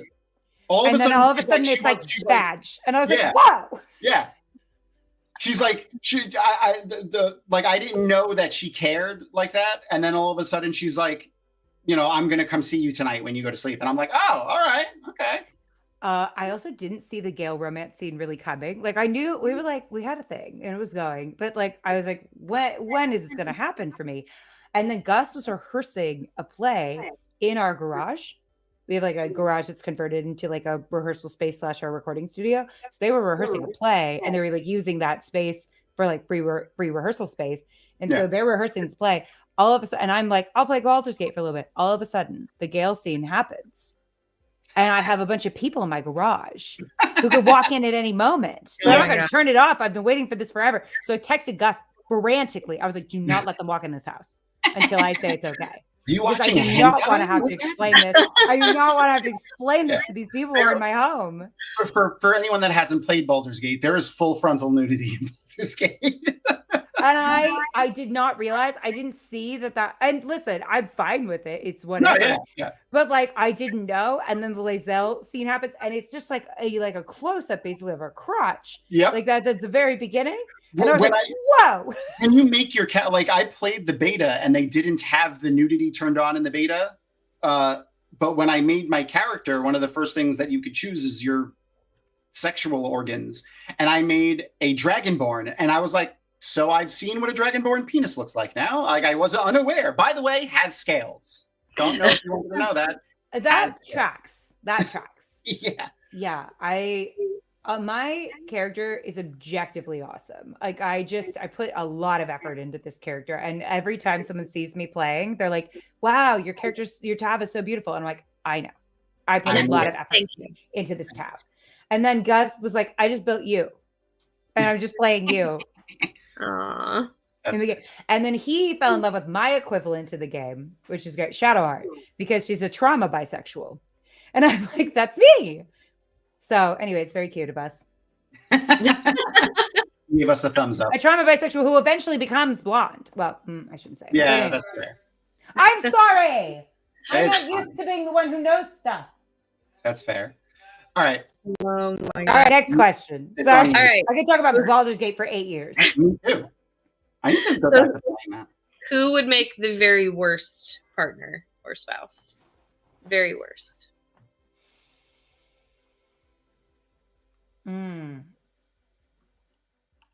I feel like I should. Gawain Tricand. I'm going to come out there right now and say it. I don't like men who don't listen to me. That's fair. Yeah, if I'd probably murder him. I really would, because here's the thing: if I had to be married to somebody where they were like, I believe this thing, and I came to them and I was like, here's empirical evidence that this isn't true. I was literally there, and they went, I'm gonna go with the thing that the random old man on the street told me. I would murder them. Whose name is literally like Old Rumor Mill. Yeah. Stop. I would kill them. I would. That because I weirdly when I read stuff, I'm like, be evil. Be evil to your best evil self. But if you don't listen to reason, we're done here. Like I can't with the like. I can't. No. Elida for a similar reason. Like I just feel like I would go insane. Okay. Yeah. I would prefer to be married to like one of the evil ones. Because I'm like, they might be nice to me, but like I couldn't take somebody who can't listen to me. Yeah.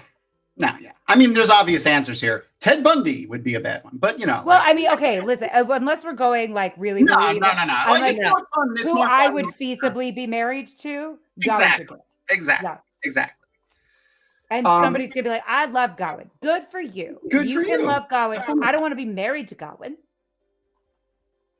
No, I don't even want to be friends with Gawain, to be honest with you. No, because again, I don't like men who don't listen. I don't like that. I don't like people who don't listen. Yes, that is also especially to logical reasoning. That is also true. But sometimes when women don't listen, I'm a little like Slay Queen. Do what the men do.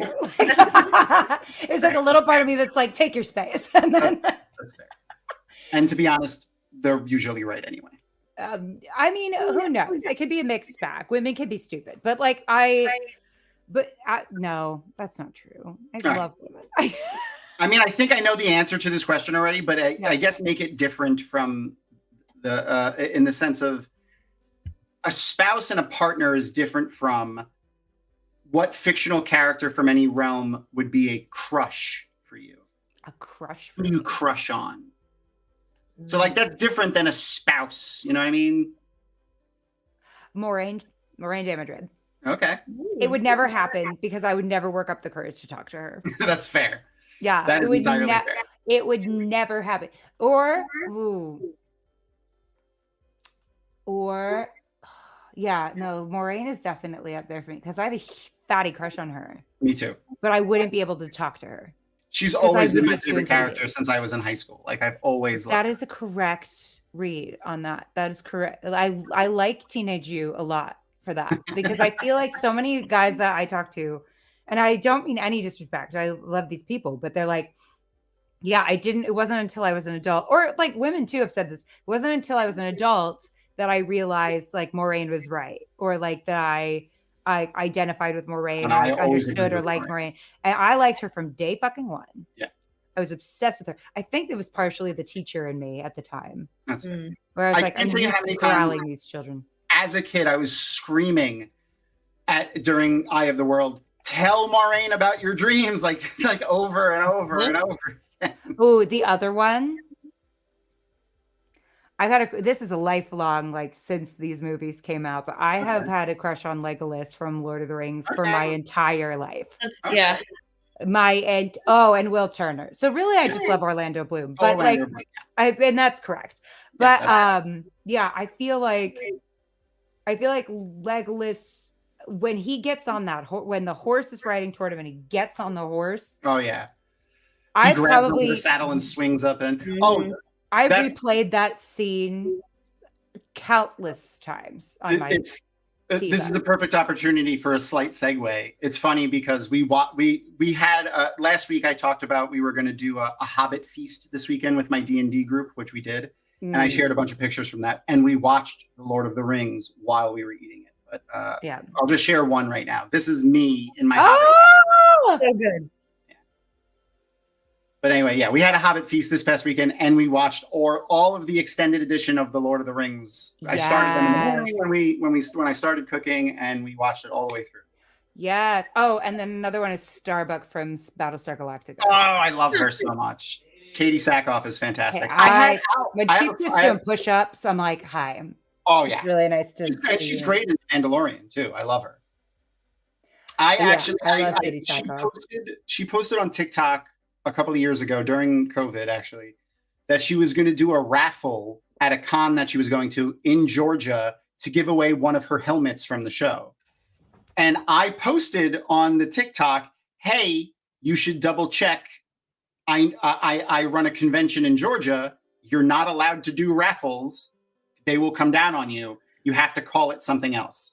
And she posted back to me, thank you for letting me know that. You are absolutely correct. You talked to her. I'm I'm obsessed with her. I love her so much. She's just the best. She's great. Oh my God, where's my camera go? Again, Whoa. she's like, ooh, hello. She's Yeah, my like camera real just turned Carlac. by She's itself. like real Carlac to me. Like She's fantastic. she's Katie Saka. Why did it turn? Yeah, I'm right about Weird. that. Weird. Just like you're Right. real Gail. Sackhoff, maybe. What? Starbuck, no.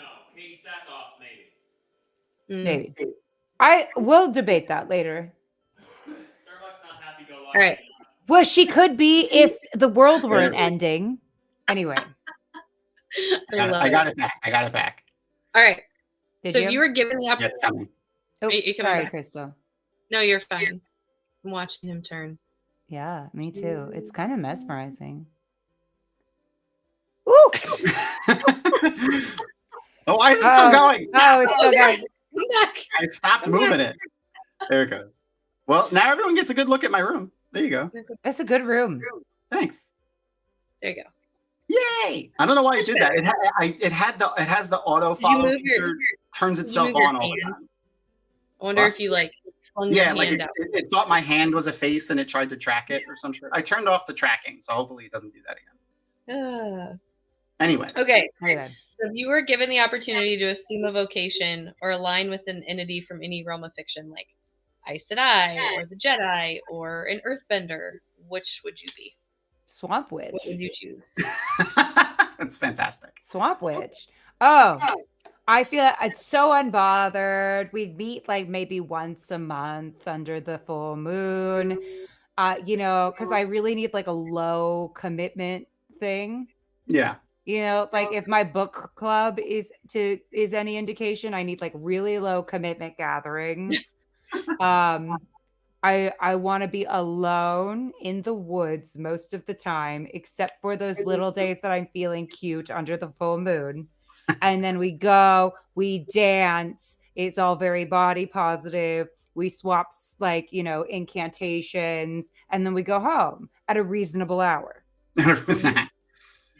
Is there a particular like witchcraft focused story that you most identify with? Like, do you like the witchcraft depiction in any particular movie or TV show or anything like that more than, you know? Charmed. Okay. I love Charmed. I always have. I've always been obsessed with Charmed since I was wee. Like my sisters and I, there were 3 of us in the house at the time. We loved Charmed because we identified with those 3 sisters. Okay. And so then the like idea was that perhaps when we reach maturity, we'll find out that we also have had our magic suppressed and that we are magic girls. Unfortunately, and also what was great about it was one of them was my half sister, and one of them is a half sister under Prudence. Yeah. No spoilers. But so one of them is a half sister, and then I was like, oh, great, we have a half sister, and it was like one of the first like half sibling reps we'd really seen. Like we didn't see a lot of blended family anything growing up. No, and that's like we'd say, well, that's my half sister, and people go like, what's that? Mm-hmm. You know? And so we were like, oh my God, it's you. And we would get all excited. And then we grew up and it was a massive disappointment. That was not true. Yep. And I'm still kind of waiting to find out that I secretly have powers. I've been kind of waiting my whole life for that. That's funny. That's great. Yeah. I never get the chosen ones who are like, it can't be me. Like I can't be mad. I would be so different than that. I'd be like, of course it is. Like, obviously. If anyone wants to see some fun drama centered around, it's not fun, but like, you know, I love the tea. I'm obsessed. And when it's public, then we get to see it anyway. So Holly Combs, Sharon Doherty, and Rose McGowan, like a couple of months ago, I think it was a Comic-Con, it was a convention, did a panel. And at the very same Comic-Con, Alyssa Milano did a solo panel on Charmed. And there was some crosstalk. I would just say after we're done with this show, which will be relatively soon, like go and shady Google that. crosstalk? Oh yeah. Oh yeah. Wow. Oh yeah. Hey, Beth. Yeah. Anyway. Really? Beth has a peanut. Hello, Beth. It was so toxic? It was very toxic. No. It was bad. Oh no. Wait, that makes me so sad. But it doesn't go the way that I thought it was going to go. Like it was, again, I'm just going to say which the 2 groups were. It was Piper, so Holly Combs, Shannon Doherty, Prue, and Rose McGowan, Paige. And then the other side was Alyssa Milano, who was Phoebe. Yeah. Wait, that's so interesting. I know. Because that's I why thought that, I mean, and this is not me talking any kind of smack or anything, but like kind of the running narrative for a long time was that Shannon Doherty was kind of the odd one out, and that's why she was off the show. That is what the entire talk is. Well, 90% of that is centered around. I would really Google. Because Alyssa Milano's bit was she the most famous of the 4 at the time? Because she was in Who's the Boss? Yep. As the girl in Who's the Boss? Yep. And I know that because Nick at Night literally raised me. Yep. So all I watched was those shows back to back. Yes. You It missed was the my lineup. storyline. Yeah, was- that was all I watched at night was Def Comedy Jam, stand up comedy on Comedy Central, and Nick at Night. That Yes, was it. and you know the lineup, right? Because it was Who's the Boss, Yep. and there was Full House, and there was the Cosby Show, and there was Roseanne, and then if you managed to stay up late enough, it was Fresh Prince of Bel-Air. That was toward the end of when I watched it. When I was watching it when I was a little kid, it was I Love Lucy, Dick Van Dyke, Yep. and Honeymooners, maybe. Interesting. Yeah, Or I Dream of because Jeannie. my era was Who's the Boss, Full House, Cosby Show, Roseanne, Fresh Prince of Bel-Air, and then if you stayed up really late, the Boondocks. Oh Wow. God, yeah. I mean, I You just had to watched be that when it up came out. really I mean, on Cartoon Network. Oh, see, I only ever saw it because it was like the latest show on Nick at Night. Okay. Yeah. Yeah. No. And that was like, that's when I knew I was like, I'm up so late. Everyone's forgotten that I'm up. Yeah. That would be like, oh, I managed to get away with something if I managed to watch the Boondocks. No, mine was Hitchcock, Dick Van Dyke, and I Love Lucy, but they would sometimes do other shows like the Bob Newhart show and Mary Tyler Moore. I knew I used to like every time like a show would end and then another one would start, I'd be hoping that it was Superman again. Like Superman, the black and white Superman from I don't even know, like the 50s, the 60s with Christopher Reeve's grandfather actually played Superman in that. Oh, you know what? I also revised my who I would marry. Because I'm thinking about I'm like, you know what? Who I imprinted on, it's like the ideal husband when I was young, was Dan from Roseanne. He's great. And I think I did it actually. Now that he was a great character. There's so many good, positive, like non-toxic male, he's so great stuff that he did in that show. That was great. Oh, too bad Roseanne's a psychopath now, but yeah, I know that Oh, really God. broke my heart. That really Yeah. and Bill Cosby, of course, really Yes, broke my I was heart. watching that show that she did, Roseanne's Nuts. Like, did you guys ever see this? It was Yep. literally No. about her like on her farm in Hawaii growing macadamia nuts, smoking weed. Look it up. Like, this is what. And How then could like she have gone so shortly wrong? Right. Shortly after I saw that, I don't know where that was in the timeline of when it happened. It came out that she was absolutely insane, and I was heartbroken. That's her like such reality a show was great. bummer. yeah, I remember in the beginning of COVID watching a TikTok that she did that was her sitting next to a fountain in Central Park talking about the chemicals that are being sprayed out of the fountain because it was making a rainbow in the air and it was turning everyone gay. Mm. And she was Well, serious. I worked. mean, It it happened, worked. It Yeah. worked.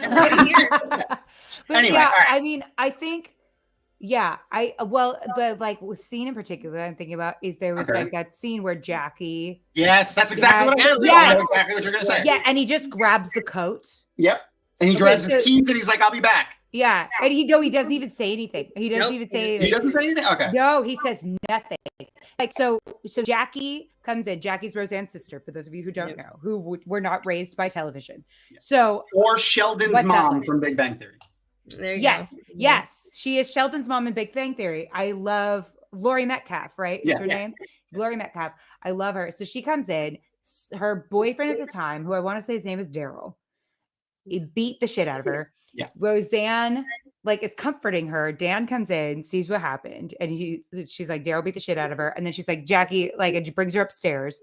And then Dan just stands there, watches them go, calmly walks over to the door, grabs his coat and leaves.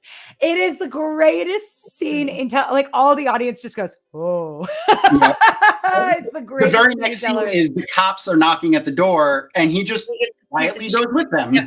Do you remember he's handcuffed and he has Yeah. a piece of chicken put in his mouth? Chicken. Yeah, Yes. yeah. Oh yeah, Roseanne sticks the chicken in his mouth because He's they were just that's dream husband to me, someone who would not just go out there and stand up for you, but would stand up for your family. That's hot. Yeah. Yeah, I love Dan from Roseanne. Yeah, he was Anyway, great. so that's that. I love that actor too. He's a great actor. John Oh my Goodman is God. amazing. I love everything he's ever in. Because of that, because he was Dan from Roseanne, I watch everything he's in. Him Okay. and Lori Metcalf, I watch everything they're in. I love them. Also, a fun fact that I learned recently was that in Young Sheldon, the woman that plays his mother in that is Laurie Metcalf's daughter. Yeah. Yep. Really? Yep. Mhm. That's great. Yeah. I get her and Allison Janney confused a lot. That's Does fair. that happen though. to anyone I love else? Allison Janney too. I love them both, and I like do worship look the very ground they similar. walk on. But to me, for some reason, I get them confused a lot. For me, it's I don't like, know. I don't think that. Laurie Metcalf's tall, but Allison Janney is really tall. Yeah. Yeah. I can't tell on the screen. Unless I I'm was not like- thinking. Allison Janney is who I'm thinking of, right? Because I was like, I think Laurie Metcalf is the mom Yeah, of Allison Lady Janney. Bird. Yeah, that's who it is. Yeah, so West Wing. She was C.J. Craig, and then she was in the. Was Laurie Oh, Metcalf Thing. the mom in Lady Bird, or was that Allison Janney? Either way, they were fantastic. Alice. No, that's neither of them. I thought it was at least one of them. Maybe. I know don't remember. Allison Janney was I, Tanya. She was amazing in that, if you haven't seen that. I saw I, Tanya. Yes. Oh, I don't I, Tanya's remember amazing. who was the mom. Neither Laurie Metcalf. It was Laurie Metcalf. Yes. Yeah. She's really good in Lady Bird. Okay. All right. Next Anyway. question. So we just did again, by the way, just to show the neurospiciness of our show. The tangent that we got off of onto that was if you could join any affiliation of anything, what would you join? That was the question. And we ended up on Allison On Janney. Roseanne and Laurie Metcalf. I really love love I Roseanne. absolutely Okay, love it I so really love Roseanne. I'm I so mean, I sad. loved it too. I watched the shit out of it. The show, obviously. The Yes, show. Yeah, not the show. human. Yeah. Not the human. It's a really Okay. good show. So what is so this is the opposite of that. So like Okay. what is the worst job or affiliation in like fiction that you wouldn't want to be a part of? So the example that I have for this is the person who has to come behind the Avengers and clean everything up, like things like that. That's good.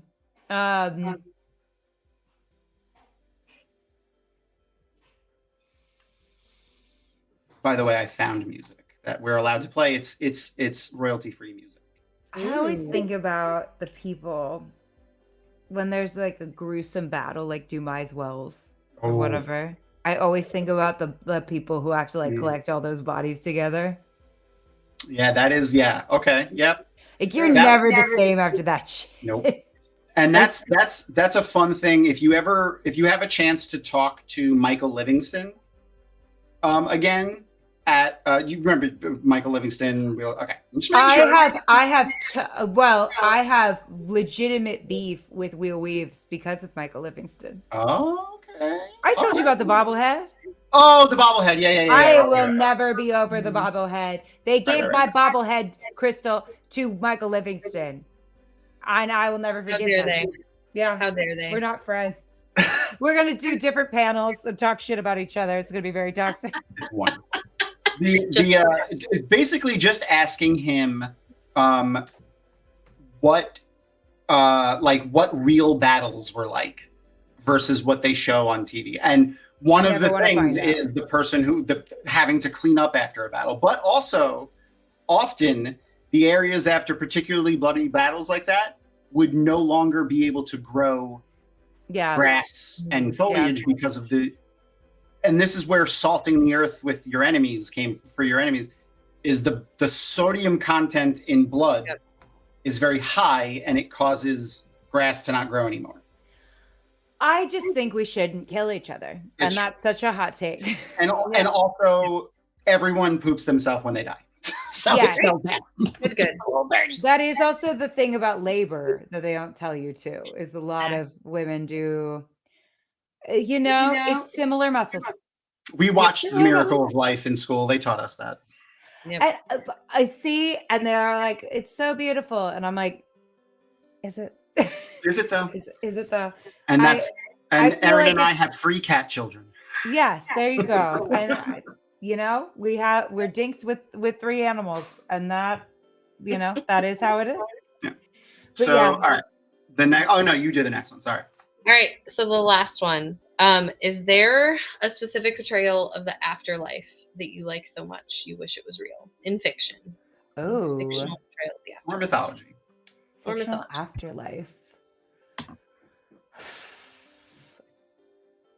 You know, I really like it, and I'm legit. I'm being so serious about this. Heaven has never, and I mean this with all due respect in the world, because I went to Catholic school and I was like raised in the faith and everything. So I have an enormous respect for it, but I'm agnostic.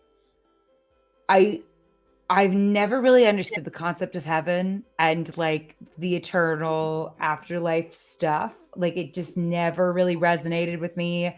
It never really made sense. I'd be like, wouldn't I be bored? Because I am ADHD and like I don't love drama, but drama finds me. You know what I mean? And I'm like, what if like, and I'm also kind of like, I'm a neurodivergent artist. All my friends are going to hell. Yep. So like, I just don't feel like I'd fit in there, you know? And that would be my own kind of personal hell.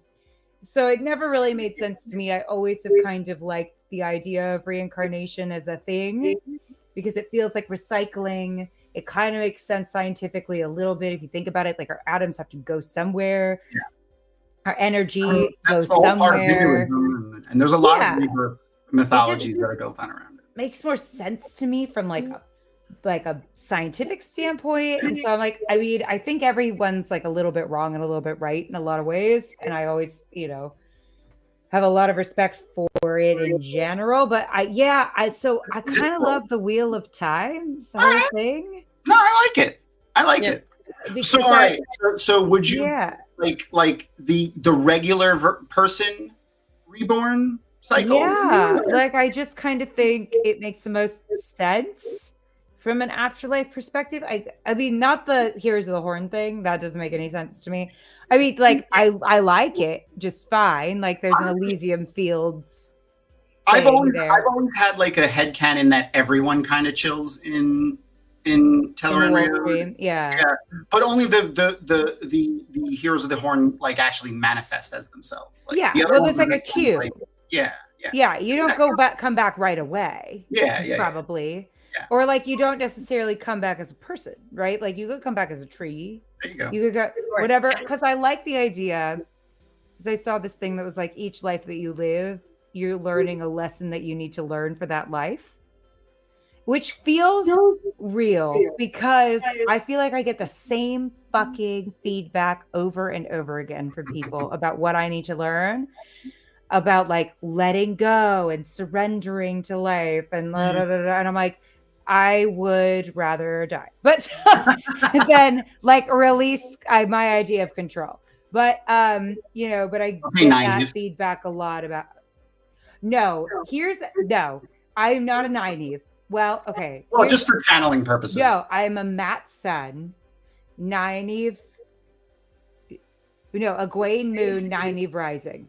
Okay. I've thought about it a lot. Okay. I've thought about it a lot. As a neurospicy Wheel of Time fan, I'm sure you have. I've thought about it a lot. Of course, I've sought out astrology because I have to like cling to something when everything goes wrong. And why not the planets? Like, why not blame the planets? I'm like, it's the best get out of jail free card possible. Yep. Why? Like when people are like, oh, I don't like astrology. I'm like, you're just not fun. Okay. Speaking of, Thom, I have a question. You said they changed the dates, right? You were talking about the dates being changed. Okay. Is that retroactive? Like, is that because like when I was born, was I born in Gemini? Because I found out whenever you said that, if it was last week or something else, that I could be a Taurus, and that really fucks my whole personality. No, so the planet Earth has a drift, and the way they depicted, and it turned itself back on again. It turned itself back on again. The way they figured out that were the constellations that were prevalent in the sky during your birth. So that's how they developed the zodiac signs. With the drift, the planetary drift that we have, and the fact that the universe isn't static, still it moves. The constellations are different than they were during those months in 3,000 years ago when they made the zodiacs, and now. So there's a shift of about a month So depending on where you are in the month, if you actually go by what the constellation that is up in the sky is, it's different than the one than is on the paper for the zodiacs. Okay. What? I don't, and that's been true for hundreds of years at this point. So I'm something else? Maybe, depending on when your birthday is. Look up the new dates. It threw me for a loop. I had some problems. Yeah, I obsessed on it for a little bit. I identify I too think hard that as you what need I Mac. am. Uh-huh. I'm not changing. Not No, now. I'm a listen, Gemini listen, you are Cancer whatever you cusp, want to be. and But now I'm a Taurus Gemini cusp, and I don't know what that means. yeah, Ah. it's like there's different like the people that like decipher the astrological stuff and do it. There's I got my some chart read people- for fun once. Yeah. There's some people that ascribe to it and some people that don't, and some people that have accepted the shift and some people that don't. And then, so there's been divergent. It's an interesting, like looking at it from an academic side. Like if you just think about it in the sense of like, we're literally seeing something that you could consider as a religion diverging and two different ones developing. And it's interesting. Yeah. Reverse BLT. No one's like deciding here that this is like a true thing. This is for fun. Exactly. You understand that, I hope. Like, this is all fun and games. Like, because for me, it's like, I don't necessarily believe in anything, right? But I do don't believe in think any it one is thing. fun when I'm having a shitty day that I can blame a planet. Yeah. Because why not? Why not get to blame a planet? Who am I going to blame otherwise? Myself? Fuck that. Absolutely. Blame a fucking planet. Blame a rock that doesn't care. I'm not that healthy yet. I need more therapy. No, I'm blaming a rock. If I have to blame somebody, I'm blaming a rock. I'm blaming a gaseous trapped gas that does not give a shit about me. Then like blame myself? Absolutely not. Okay, I found the dates. Hold on, let me pull up the list. Oh god. Oh no. I found the new dates. Let me. Here it is. Okay, so the new dates according to NASA, and so this is the constellation. According to NASA. Yeah. It's like NASA's gotten involved. Yeah, well, it's the constellations you can see. I'm a Virgo. Yeah. No. Definitely I'm also not. a Pisces now, apparently. I see Pisces for you. Okay. You have a lot of you've like got deep feelings. Yeah, no, I do. What are you otherwise? I'm April 8th, so Aries. Mm. You know what? Gus's now makes more sense, but mine makes less sense. I don't agree. Well, you know what? I am kind of a control freak, so I could be a little bit of a Virgo. I think they released this on like a did you know type thing, like as a tongue in cheek, not as a way to like refute astrology, and then it just exploded and became a thing. I mean, my thing about astrology is it makes about as much sense as literally anything else. System. Yeah, because I'm like, you know what? And I had this conversation with Gus because Gus also is like, it's not real. And I'm like, of course, no, it's not real. But like, what makes more sense? Sky Daddy or the planets that we already know have some kind of impact on our world, right? The moon literally controls the tides and women's cycles and stuff. Like that makes more sense to me as having some kind of impact on our world than Sky Daddy. And I'm like, and I got to believe in something because I can't blame myself. So I will blame a planet and that will be fine. And I was like, also, there's like a part of me that's like, it kind of makes me feel like connected to an ancient womanhood, right? Because oracles, once upon a time, right? The people who read and deciphered the planets were women. And I'm like, religion became super patriarchal for a long, long time after that. Right. And so it feels nice to kind of go like, oh, there's this connection to like an ancient spiritual womanhood that feels nice in modern times. But if like, you want to read this controls everything. If you want to read a really interesting history on why it became patriarchal and how they did it, it was basically focused around getting rid of the pagan worshippers in Europe, and the ones that were mostly in touch with their societal traditions, whatever it may be it like Celtic Druids and Nordic pagans and blah blah blah, whatever it was, were women. So the Catholic Church and the Pope and came out with a book. It was. I don't remember the Latin name for it right now. My brain is not coming out, but the English translation of it was The Hammer of Witches, and it was a real book that the Vatican and the put out, and it was literally how to deal with pagan religions, but mostly focused around women, which is where all of like everything that we have like folk tales around black cats and toads. That was all anti-woman. Yeah, all of it comes from all that all shit about cats. It was super anti-woman. And the reason why so many women, like single women, were murdered in like witch trials and shit. Do you know this? I'm sure you do. But like they had cats. And cats killed vermin that brought disease. And then they decided that those women who were like coincidentally not dying of like horrific disease were doing it to them, as opposed to being like, hey, why aren't you dying of disease? Like, what's different about you that we could benefit from? It was like, no, we're going to kill you. Yep. For being smart and having a cat. That was my next point. Was it? I'm sorry. No. It wasn't that. It wasn't from the Salem witch trials. It was actually from the Black Plague. The Black Plague was prolonged and made worse because of that specific thing. The church blamed paganism and witchcraft, and they had an order for many years to kill cats on sight.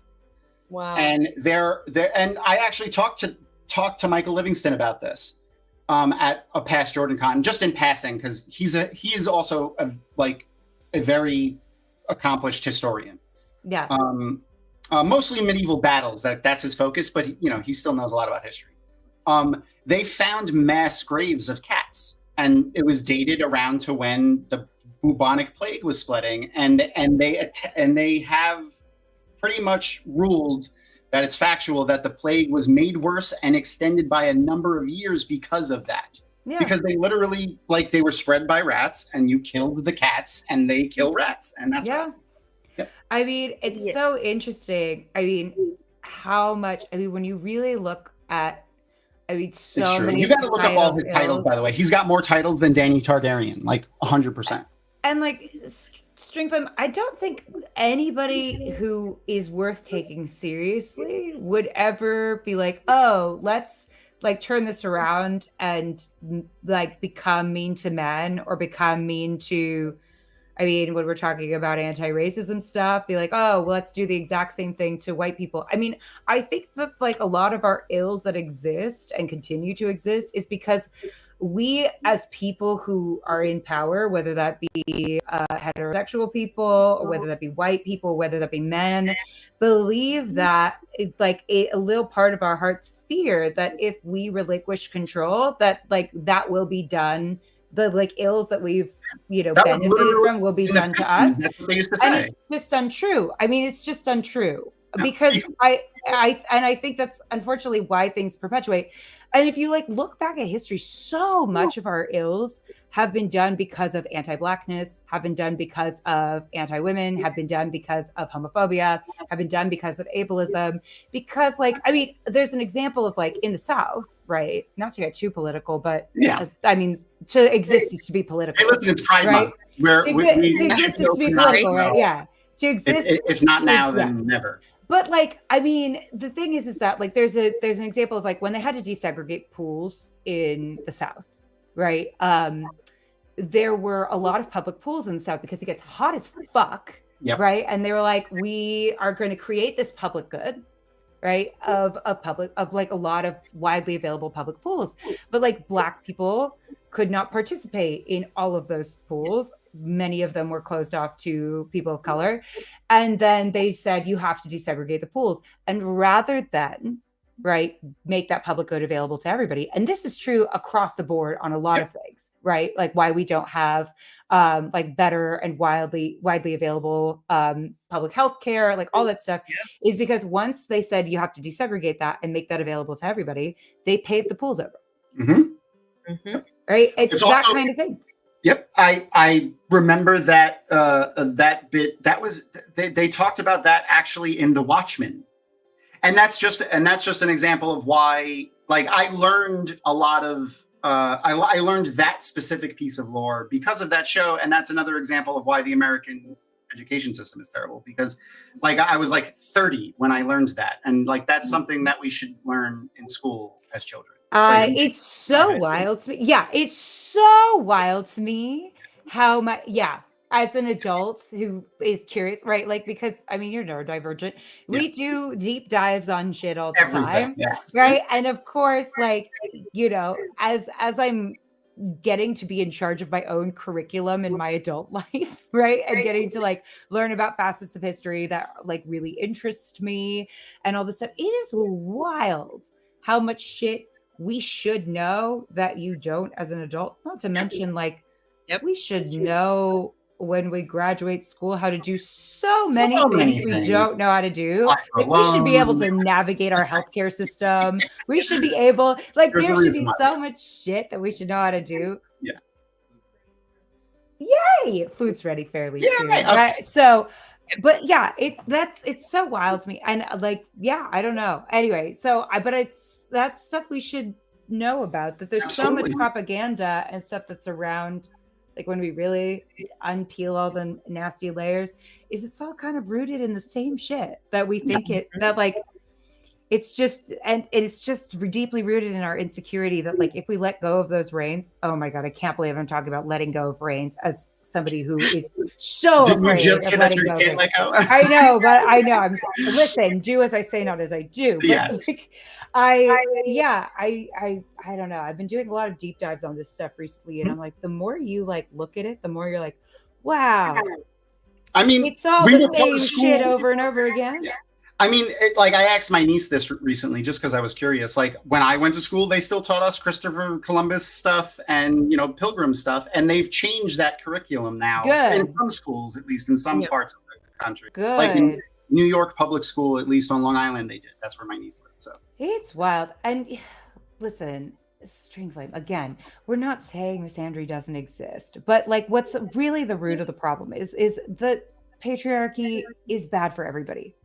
It's bad for men just as much as, not just as much, but it's bad for men. And what happens? Toxic masculinity is not just as bad, but is bad for men just as it is bad for women. Yeah. And what happens is that it's like these people get, it's just like how there are definitely some people who dislike white people. At this point, I'm kind of like, I kind of get it. I do. Like, I really do get it. But you know, it's like these systems that are in place, right? People become like the bloodbenders. Right, the bloodbenders in this friggin' episode that we just watched, right? They become radicalized by the system that oppresses them to become disproportionately angry at the class that oppressed them. And it's like, unfortunately, that does happen. Yeah.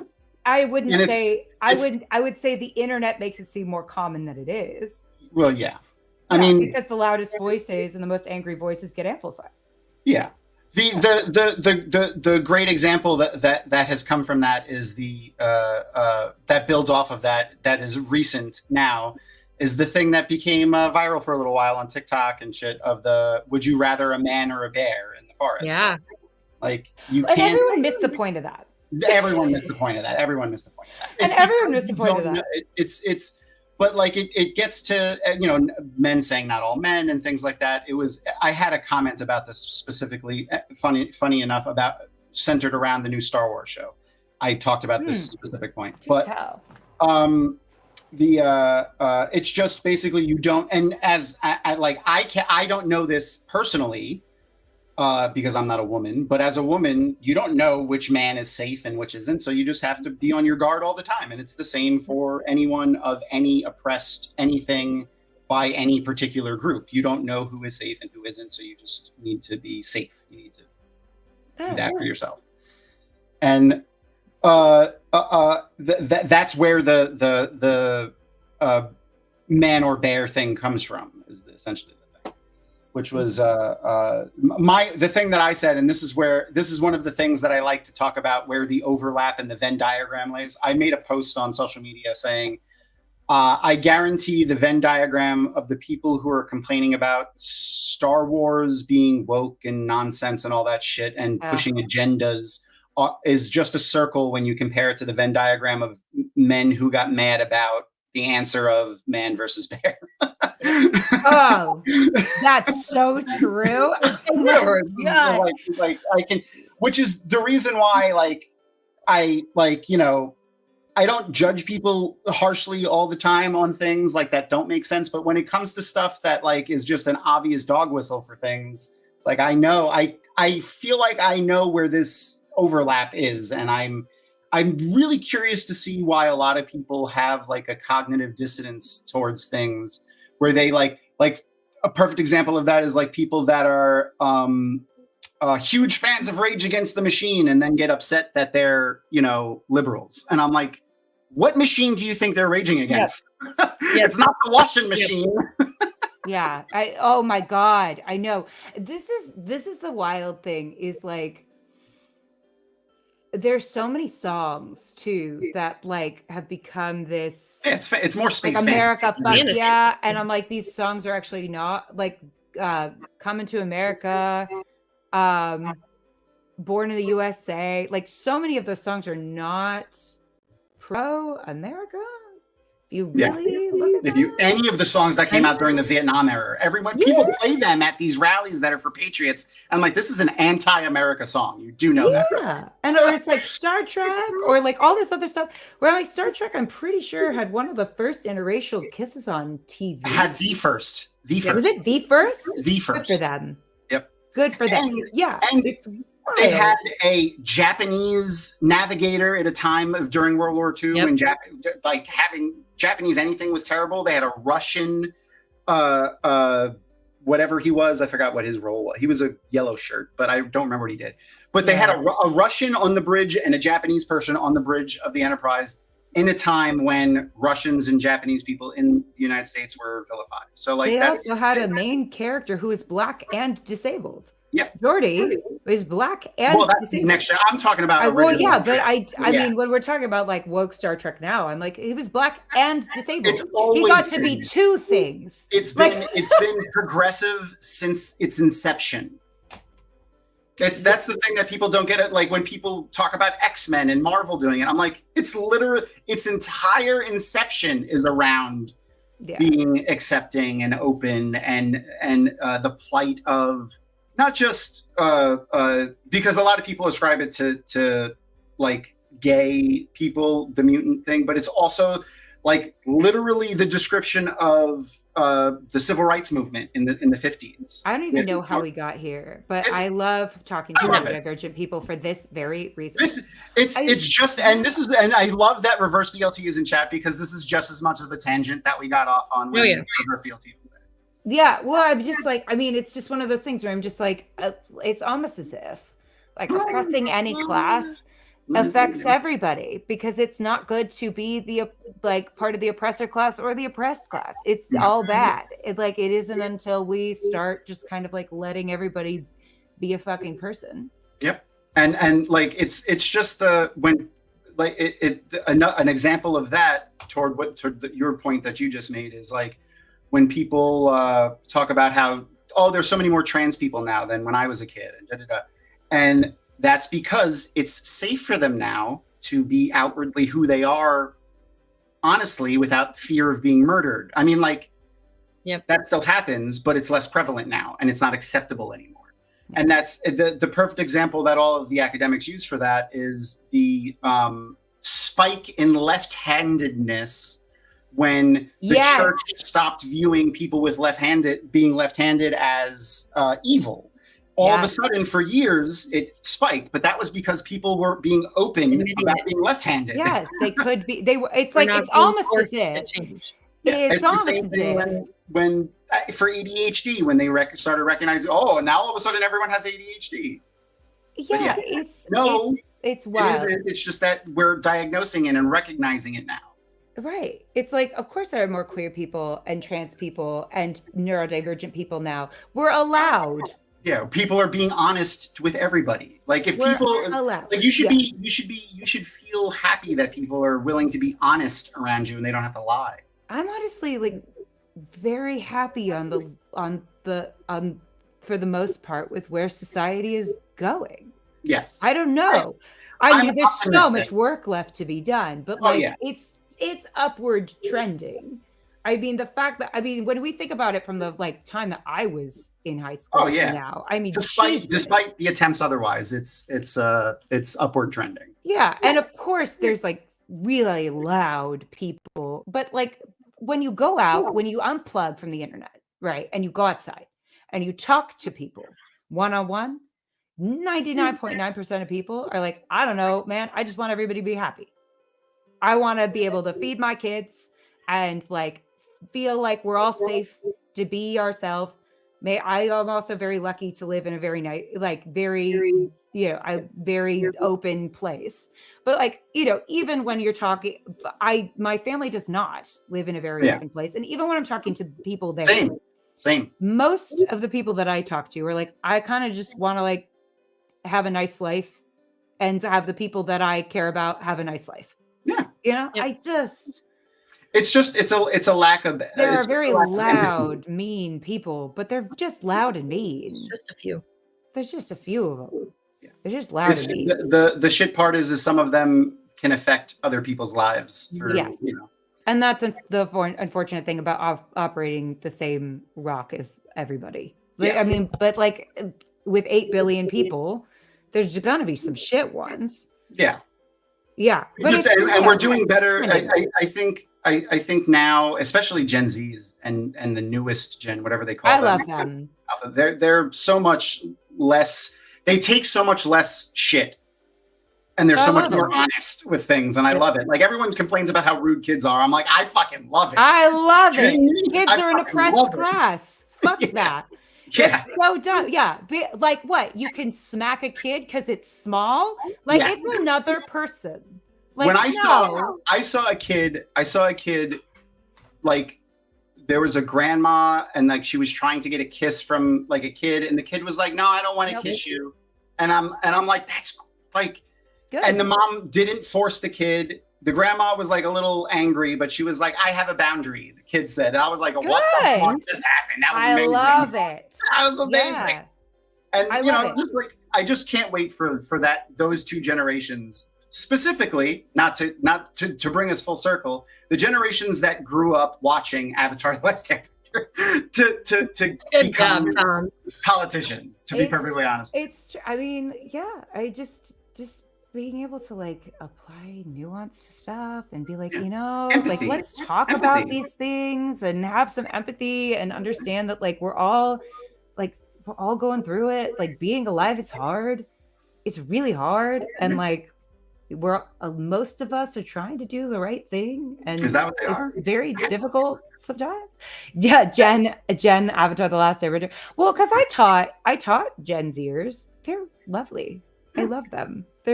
They're lovely, sweet angel babies for the most part. I mean, but like they're fed up, and that's fine.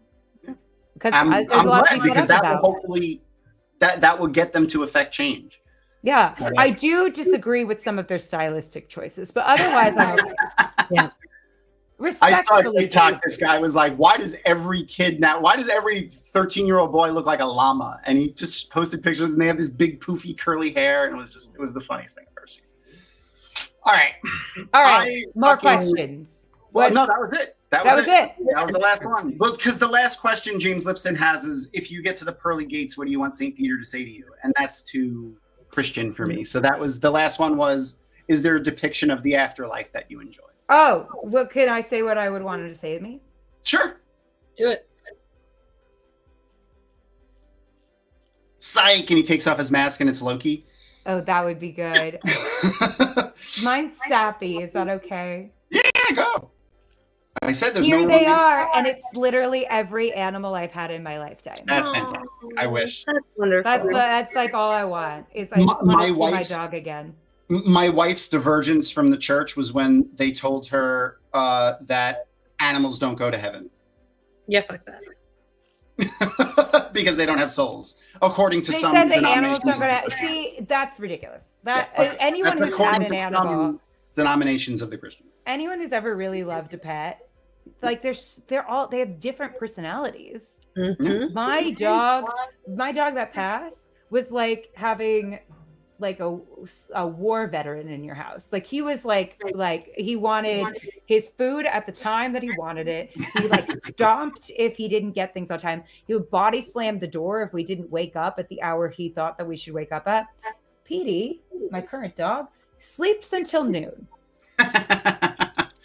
They do have. There's Completely different dog. It's like having a frat bro or Jacob Elordi in my house. there was another cool thing that I learned from the science notifications that I have. They've done a a study recently. Dogs understand English.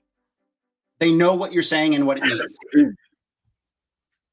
When they're around you for long enough, they learn to understand what you're saying, and they know I saw what you're that. saying. I There saw was a study, and it's being replicated now. The study to see if it with other dogs and other It's definitely countries, true. languages.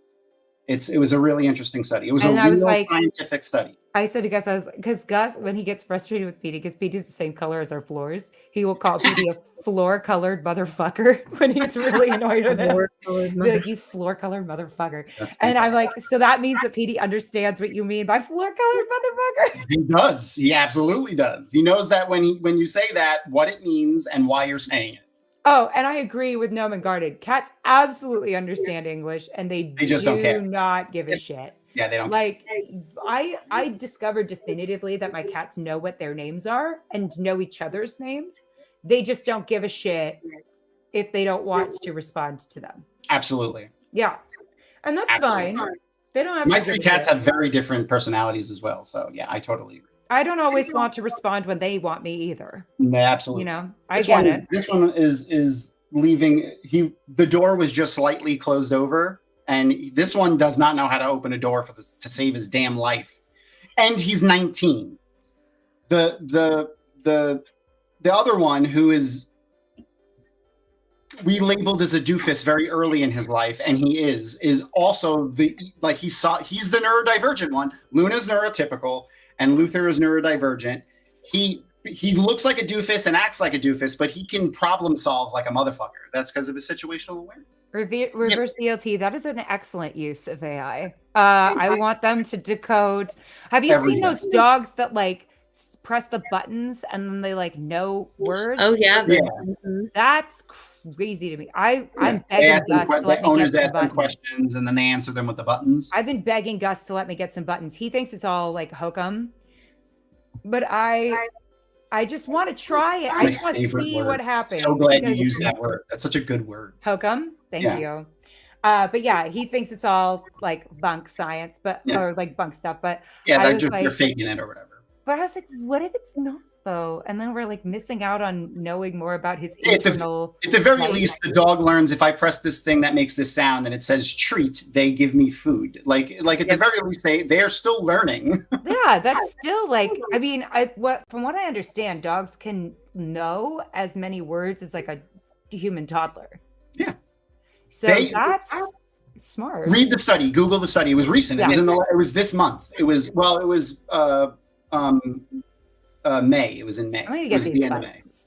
Oh, wait. Okay, so you've had multiple cats. Have you Yeah. and Aaron ever had the discussion of like, okay, so if we died, like which cat would eat us Would first? eat us first? Yeah. Yes. Okay. Thank God. Because like Yeah. Gus and I are so morbid, and of course we know definitively which cat it is, and we probably wouldn't even be cold. And the one of them would win. Luther, it's absolutely Luther for us. Oh, ours is before- Beaker for sure. Beaker Yeah. would eat us like we wouldn't even be fully dead. Like he'd be like, while y'all Close are enough. sitting here, we'll just. It's nibble because it." my Luna, the older one, the one that was here, is like the most respectful one. He holds like if the litter box, we have one of those automatic litter boxes. So like Yeah. if it breaks or like gets stuck when like the litter won't come out, he will wait till like he's gonna pop before he goes, like, because there's been times when I've noticed it and I fixed it and he fucking runs to the fucking litter box and goes, but he won't go to the bathroom anywhere else. He's like, You're super blessed. Yeah. So My he- cat, if it's too clean or if it's too dirty, she's shitting on the floor. Like, no, he never will. And when he goes to the bathroom on the floor, if like we're away and it breaks, he does it on the mat that's next to the litter box all the time. That's a good kitty. That's Yeah. a good cat. The other That's one will Luther, throw up in the the one who's shoe. going to eat you. Yeah, the Luther will throw up in a pile of clean clothes. He will throw up on the bed. Like, he doesn't care. He doesn't give You a have to He'll have the go simple onto child. carpet, and Yeah. he'll be in the bathroom on a tile floor, walk onto the carpet and throw up. Like, Yeah. Beaker, Gus walked in and he was like, I don't allow Beaker to like stay with us when we're sleeping. We like, the cats have to leave the room when we're sleeping because they are too much. And the Mhm. dog gets to sleep in the room with us, but the cats can't have to go. And he was like, part of that is that I just don't trust Beaker to not go for the jugular while I'm sleeping, Yep. not make a That's fair. huge mistake. entirely fair. Yeah, he's a great cat. He's just he's hungry all the time. All right. Anyway, I mean, yeah. So as Arosa said, for us East Coasters, it's 10-1. But I'm sorry.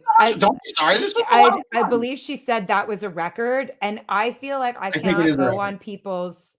Hey, we have stuff and 200 not- according to the thing across all of our platforms. There's 289 people watching right now. So Right thank you. now? Yeah. Good Christ! according to all of our platforms. So Wow. with that said, I want to make sure to post links to all of Wheel Takes stuff. I have the stuff here. For more long conversations, if you like long conversations. Oh yeah, you. what's your long? You have like 5-hour episodes, don't you? We have a 10-hour. Oh, I didn't know there was a 10. Well, was that the marathon one? To be fair, yeah, it was the entirety of the Crossroads of Twilight. We did it in one episode, Crystal, as a joke. Because Gus was like, wouldn't it be funny if we did like a week where we just like did a bunch of Crossroads episodes and then we like finished it really fast? And I was like, it'd be funnier if we did it as one episode. Okay, I'm gonna have to listen to So it. it's our 10-hour episode. It's broken into 2 chunks because Spreaker wouldn't let us upload an episode that long. But our longest one that Spreaker let us upload, I think, is 8 hours. Okay. We don't record it all in one session. To Maybe be clear. I have links to your socials in the description of the video, and I just posted the link to your guys' podcast. Make sure to go and subscribe to them. If you haven't already subscribed to us, what are you doing? Please do that. I'm bad at promoting us, but like, please go It is and awkward subscribe to Wheel Take. do. And then the last thing that I want to do is the last thing I usually do. We're a little late on it, but next week's guest is going to be more shoddy.